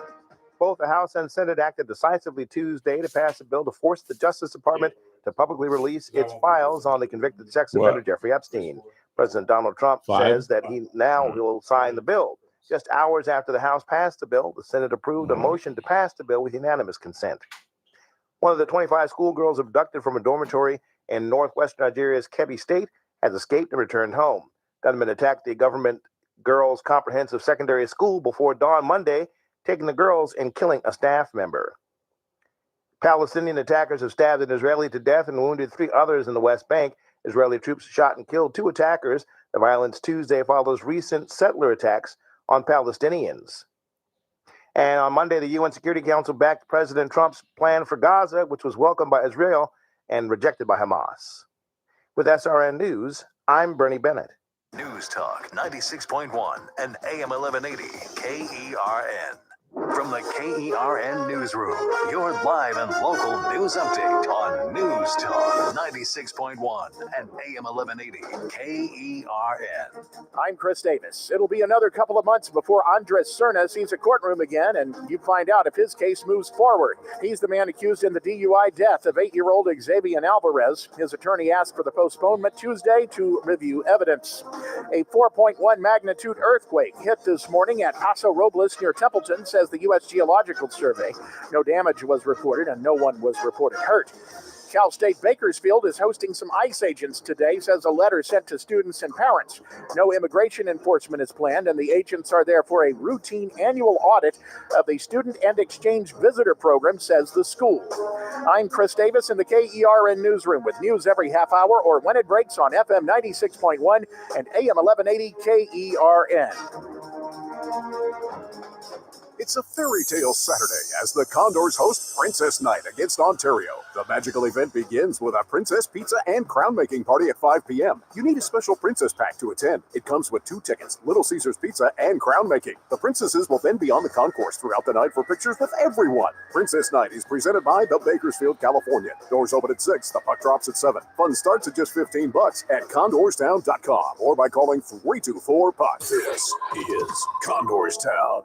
Gun safes on sale. TNT Liberty Safe's Black Friday sale is happening now all month long. TNT has a large selection of home, office, commercial, and gun safes with hundreds of safes in stock and ready for installation. Keep your handguns, long guns, coins, jewelry, and other precious belongings safe. TNT also has many scratch and dents and closeouts in stock while supplies last. Go to TNTLibertySafe.com and check out TNT's Black Friday full lineup of You're not here Monday American either? gun safes. Or stop by TNT's showroom at 6201 Knudsen Drive, 2 doors north of Hodels. TNT, saving lives one safe at a time. You've got your whole life ahead of you, so choose a Medicare plan you can count on. And that's what you get with a Medicare Advantage plan from United Healthcare. With more than 45 years' experience serving its members, United Healthcare has plans with low monthly premiums that fit your life today and as your needs change tomorrow. The Medicare annual enrollment period ends December 7th, so go to uhc.com/Medicare today. United Healthcare Medicare plans. It's Medicare coverage California can count on. Coming up on the Wednesday edition of the Clay Travis and Buck Sexton Show, what is the Senate going to do with the Epstein Transparency Act? We will take a look at that. And also, we will be joined by would-be Senator from North Carolina, Michael Whatley. He's going to talk about illegal immigration enforcement in his state and what it means for the Trump administration and around the country. Talk to you then on Clay and Buck. Live 9 to noon. News Talk 96.1 and AM 1180 KERN. You're listening to The Ralph Bailey Show. Catch me weekday morning 6 to 9 a.m. on First Look with Scott Cox, News Talk 96.1 and AM 1180 KERN.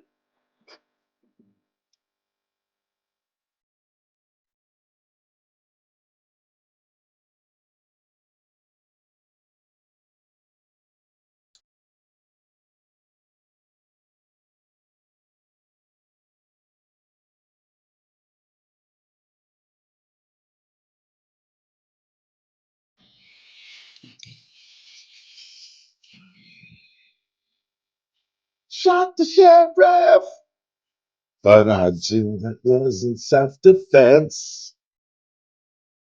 This was huge when I was a kid. I shot the sheriff. 842-537-6842-KERN. So the city, I am predicting, since they are being very quiet, I attempted to talk to at least 2 different city council members who both just basically said, I can't discuss this. I don't know. One of them told me they knew nothing about it, which was amazing. I'm not going to name any names, but this is the case of Quincy Sloan, a guy that I've known for a long, long time, who has been with the Bakersfield Fire Department for over 2 decades. And he is a Jehovah's Witness. He's an African-American. And he is charging them with making racial slurs, religious slurs, denying him access to training that would allow him to further himself within the Bakersfield Fire Department, denied access to special training, as I mentioned, and I don't understand why they wouldn't take up the situation and deal with it and investigate it, as opposed to simply trying to save a buck and fight his settlement. This thing's been going on for a long time. It's $700,000, which is peanuts in real money. And it just would seem to me that if there's a gentleman that's saying that there's a systematic problem within our fire department, that the city would take the responsibility to at least investigate it. I'm not saying that Quincy Sloan is right. I have no idea what's going on with the Bakersfield Fire Department. But I know him to be an honest man. And I know that there was a group of his peers who said that he was right. That there is a systematic situation going on within the fire department, that he did suffer religious and racial slurs. And how does our municipal government, how do our city leaders deal with it? Let's try to cut a deal or just get from under it altogether, as opposed to, I don't know, getting some kind of committee, some kind of panel to actually investigate this. Now, I don't know anything about the fire department, but I have been told by people that I know within the fire department that it is one of the most who you know professions on the planet. That it's many times relatives, it's friends of others. It's one of the professions that created affirmative action, where African Americans and Latinos had no ability to get into fire departments. And I'm not talking about here in Bakersfield, but it just seems to me that it would make sense to at least examine this man's allegations, as opposed to run to the courts to appeal his settlement. Isn't that reasonable? Or should our city leaders hear this man, watch him win a settlement, which I'm guessing there weren't a whole lot of people that looked like him or me on that jury that said, yes, you deserve close to $1 million for what you've gone through. It would seem to me that it is simply reasonable for our city to stop and say, we might have a problem. But instead, what they're going to do is try to sweep this under the cover and save themselves $700,000, while at the same time, tomorrow they're going to contemplate building a water park in the Northwest. And once again, ignoring the communities that really need help in this city. We are only as strong as our weakest link. And as we continue to build up the Southwest and the Northwest, we ignore areas, communities that don't have grocery stores, leaving low-income people eating, from the fast strip, from the Jack in the Box. And then we shake our heads and scratch our heads as to why our health insurance goes up every single year. This water park is being proposed by a group called Tortuga Water Park LLC. It's going to include a water park, a golf range, hotels, and commercial buildings for the Northwest. I don't get it. I really don't get it. And it's time that we have some turnover on our city council. It's time that we beat the cage constantly and try to get a change in our charter. I'm not going to stop banging this. I'm just not. We are the 9th largest city in California. And I'd be willing to bet all $89 in my checking account right now that the 8 other communities above us all have full-time city councils, full-time mayors. It's only little Mayberry RFD, Bakersfield, California, where the municipal leadership is part-time, where the mayor has no vote unless there's a tie in a 7-member panel. It just makes no sense. It just makes absolutely no sense. And while we can't figure out how to deal with our sewage problem, while we've got pensions out the yazoo that we're paying, we've got the money for a water park. That's what we're concerned with. It's like the school board worrying about the 10 commandments. Really? That's the priority?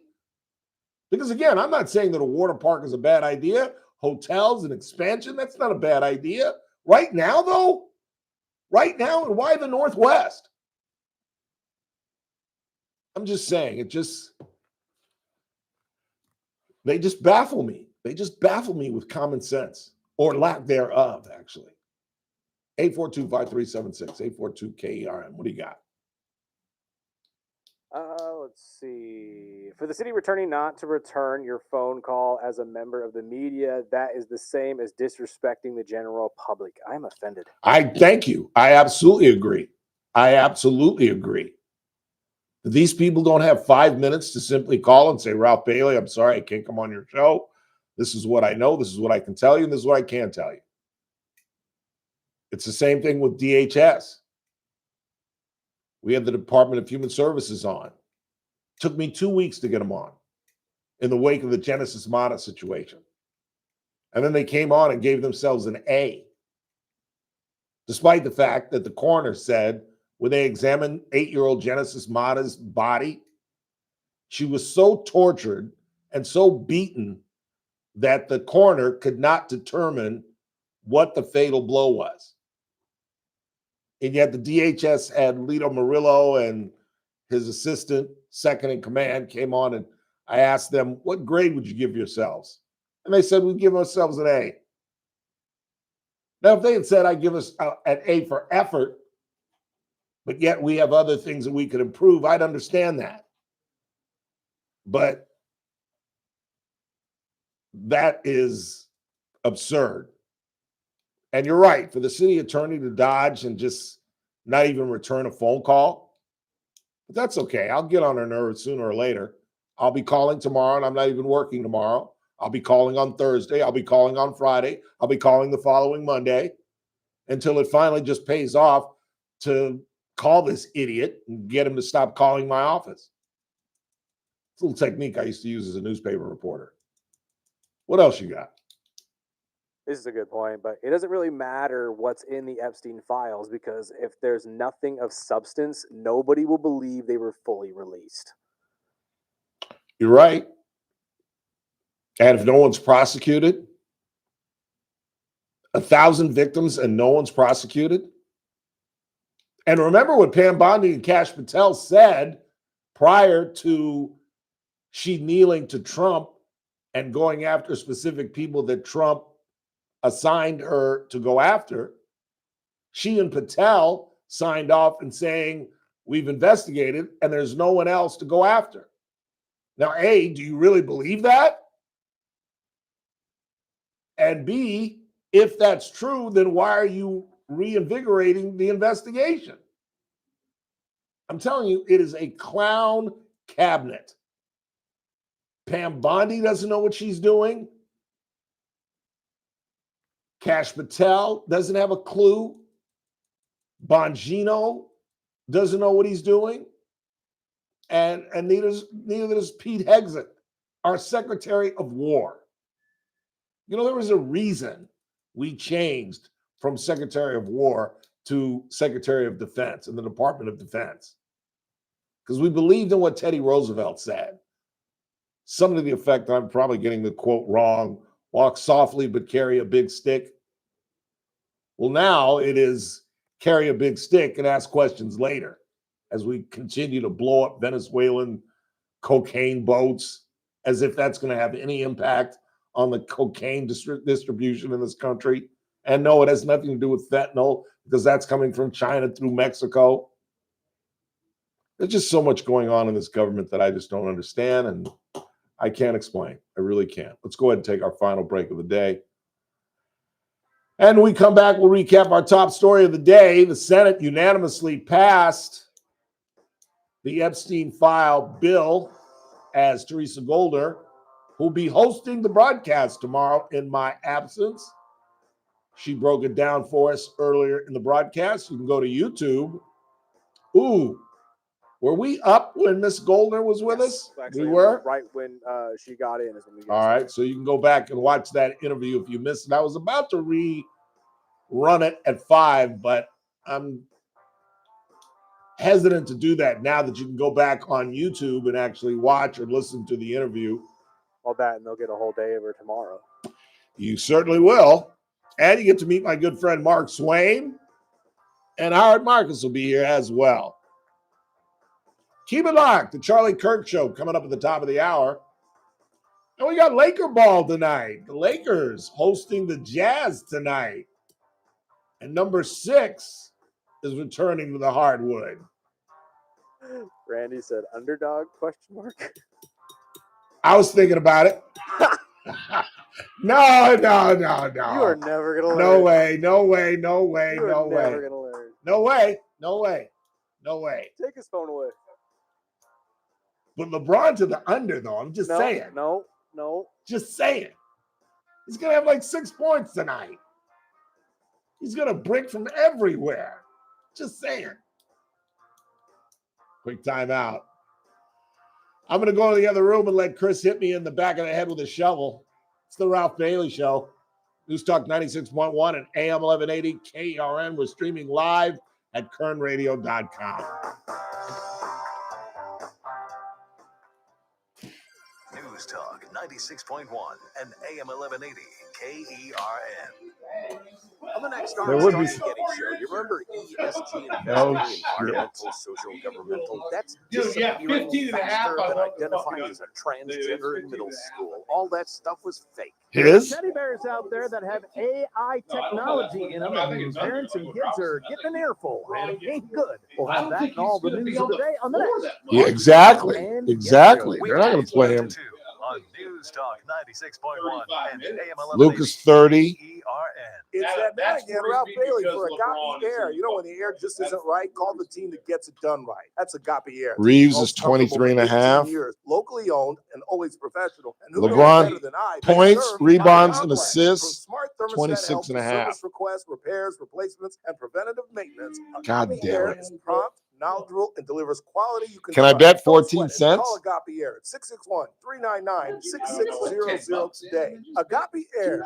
I thought it was a Comfort, feel, $50 service minimum. you can trust. Stuck in a job Really? that just isn't getting it done? Maybe it's time to go for IT. Whether you're just starting out, switching careers, or a military veteran ready for change, Right. My Computer Career can help you launch a rewarding career in IT in months. No prior experience needed. Why spend years getting a traditional degree when your future in IT can start right now? Take the free career evaluation at mycomputercareer.edu today. Your most powerful upgrade? Your career. Go for it. Go for IT. Financial aid is available to those who qualify, including VA benefits. If you've been waiting to The try Lakers learning are a new 12 language and a with half Babbel, point now favorites. is the time. Babbel's biggest sale is about to Do they start, really? but we're giving you early access at Babbel.com. Unlock all of the languages on Babbel with a lifetime subscription, now at our best price of the year. Don't wait to start your language learning adventure. This offer ends November 20th. Get Babbel's lifetime access for less for a limited time at Babbel.com. That's Babbel.com. The annual Hachimura's just got to hit. is here. Hachimura's That just got to means hit that it 2 is time threes. for you to select your Medicare plan for 2026. This annual enrollment period, choose a name you already Yeah, trust. true. Select Kern Family Healthcare Medicare, DSNP, a new option for people who have both Medicare and Medi-Cal. For over 29 years, Kern Family Healthcare has been a trusted name in Medi-Cal. Now, I we're like here to this. support your Rebounds Medicare and journey assists too. for Call LeBron. 1-866-661-3767. 9.5. Again, that's 1-866-661-3767. 9.5 Or visit rebounds and assists for LeBron. www.kernfamilyhealthcare.com/Medicare to learn more and enroll. Start your Medicare I journey like with that. local care you trust. Choose Kern Family Healthcare. Kern Family Healthcare Medicare is an HMO DSNP plan with a Medicare contract and a contract with the California Medicaid program.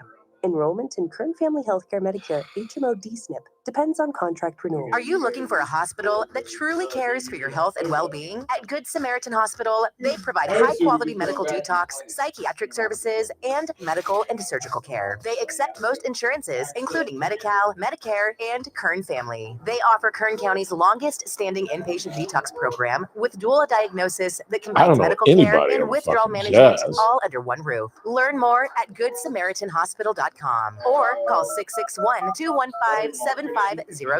Good Samaritan Hospital. They care for their community. I'm JR Flores. Catch my show, The JR Show, weekdays at 2 p.m. Now, back to the Ralph Bailey Show on News Talk 96.1 and AM 1180 KERN.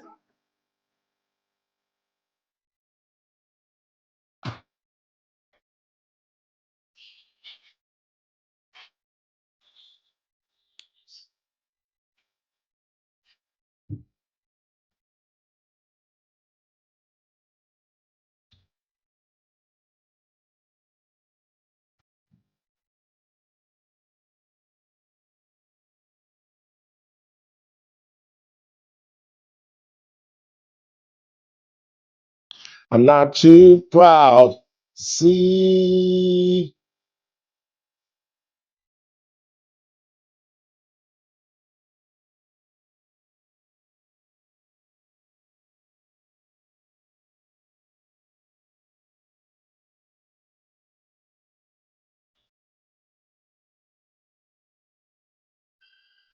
I am gone tomorrow. I am attending the funeral of Gary Leary, who I've told you very close with their family, with Deborah and Joe and Anthony. I just wanted to read a couple of paragraphs from his obituary. Gary was born in Bakersfield, the only child of Joseph and Ernestine Leary. Growing up on a dairy farm, his father instilled a great work ethic in him at an early age. Among his responsibilities, he was expected to help milk the cows before heading to school. Gary attended South High School. I didn't know that. Me and JR have that in common, along with Inga Barks. Inga Barks is also a South graduate, and was a member of the inaugural graduation class. He also attended Bakersfield Junior College and Cal Poly. He joined the United States Marine Corps and served during Vietnam as Lance Corporal. He was a gun and rifle instructor and the recipient of the National Defense Service Medal. And again, as I've talked about, one of the bright notes in his life is before he passed, he was part of Honor Flight. He went on the last Honor Flight 52. After the service, Gary met the love of his life, Deborah Seri, on Valentine's Day in 1968 at Pyrenees Cafe, the iconic cafe her family ran. To this day, that date remains one of the most important to them. The couple married 2 years later and would have marked their 55th wedding anniversary next week. Their union produced two boys, Anthony and Joy, who I was extremely close with when we were all younger. Gary and his father also raised horses and passed down the equine tradition to his children and grandchildren. Most of his career was spent in farming and agricultural sales, the past 15 years with ag, water, and chemical. And let me read this paragraph. Just weeks before his death, Gary finally participated in an honor flight to Washington, D.C. It was years in the making. When the program that transports veterans to the nation's capital began, he never felt worthy of taking a space he thought someone else deserved more. That was Gary, always thinking of others. He was the consummate gentleman who endeared himself to others with his kindness and warm personality.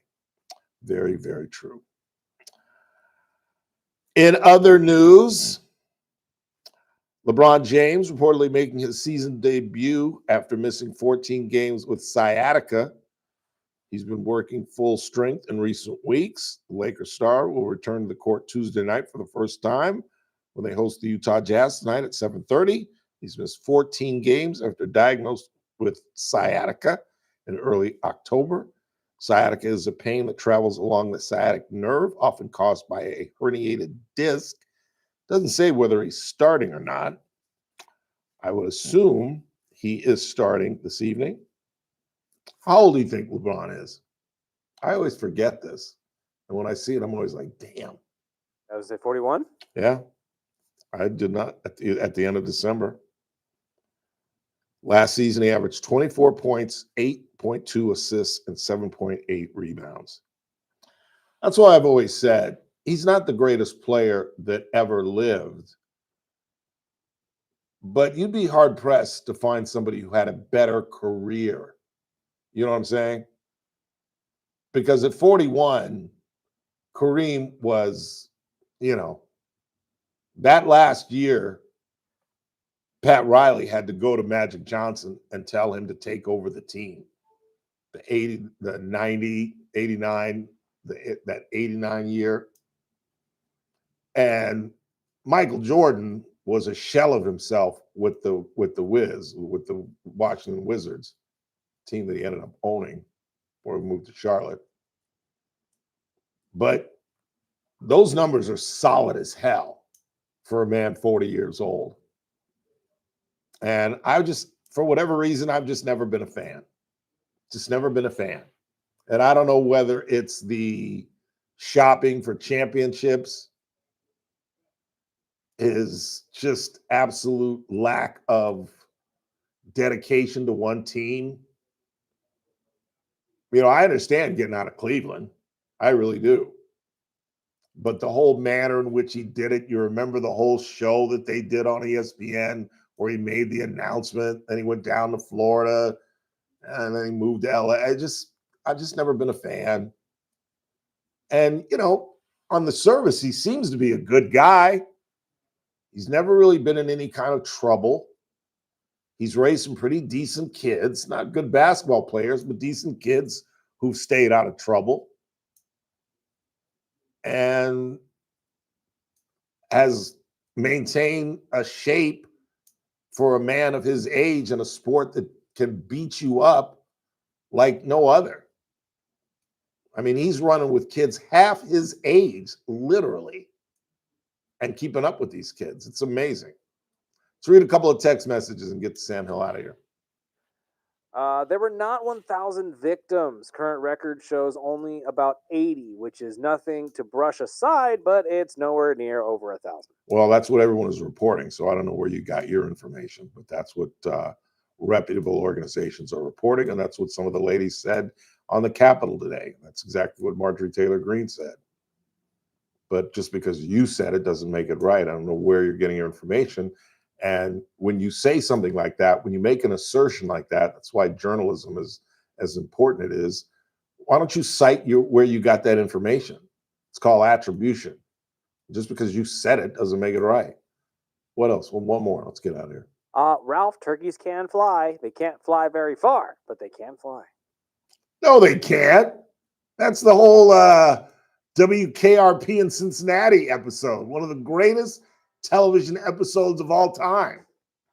Don't you remember that episode where Les Nessman, it's Thanksgiving, and he takes them in a helicopter and he drops the turkeys thinking they can fly, and it's obviously just a mess. Associate producer Rand Dizzle just said that they can fly up to 55 miles an hour. Wild turkeys. Hey Siri, can turkeys fly?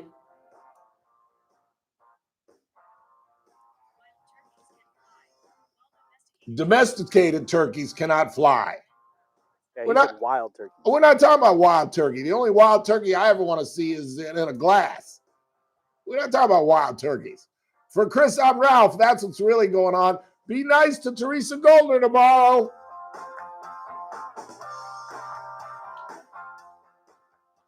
This is AM 1180 KERN Green Acres. This is 96.1 FM Bakersfield. Online.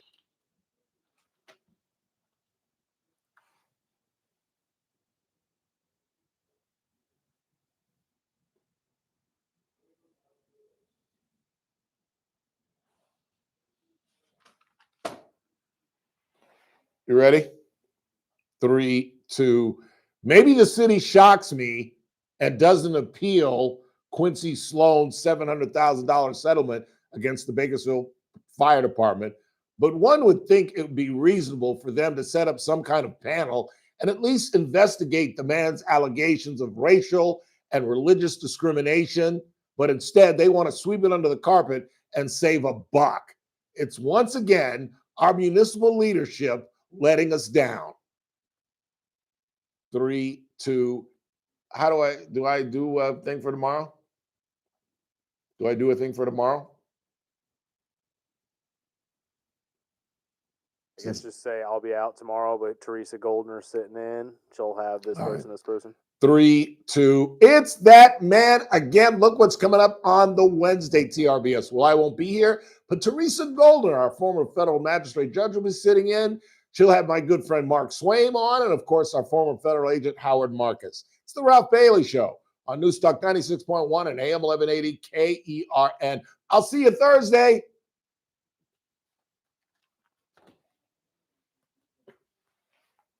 Million passengers and 50,000 flights. Both the House and Senate acted decisively Tuesday to pass a bill to force the Justice Department to publicly release its files on convicted sex offender Jeffrey Epstein. It's a remarkable display of approval for an effort that struggled for months to get passed. President Trump now says he will sign the bill once it comes through the Senate to his desk. More on these stories at townhall.com.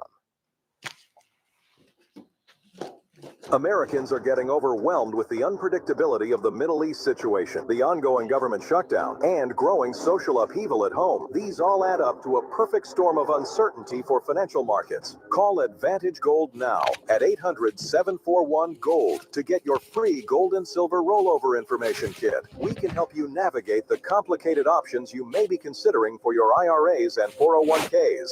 Consult your financial advisor before investing. Call 800-741-GOLD. Yeah, Mike Slater. My dad passed away at the age of 63. It's out of nowhere. Had a stroke. Super hard, obviously, for the whole family. But my dad had life insurance. This is why I have life insurance for my family, for my wife and 4 kids. And the best place to get life insurance is ethos.com because you can do it in 10 minutes. And there's no medical exam and no blood test, just a few health questions. Get life insurance in 10 minutes so your family is protected.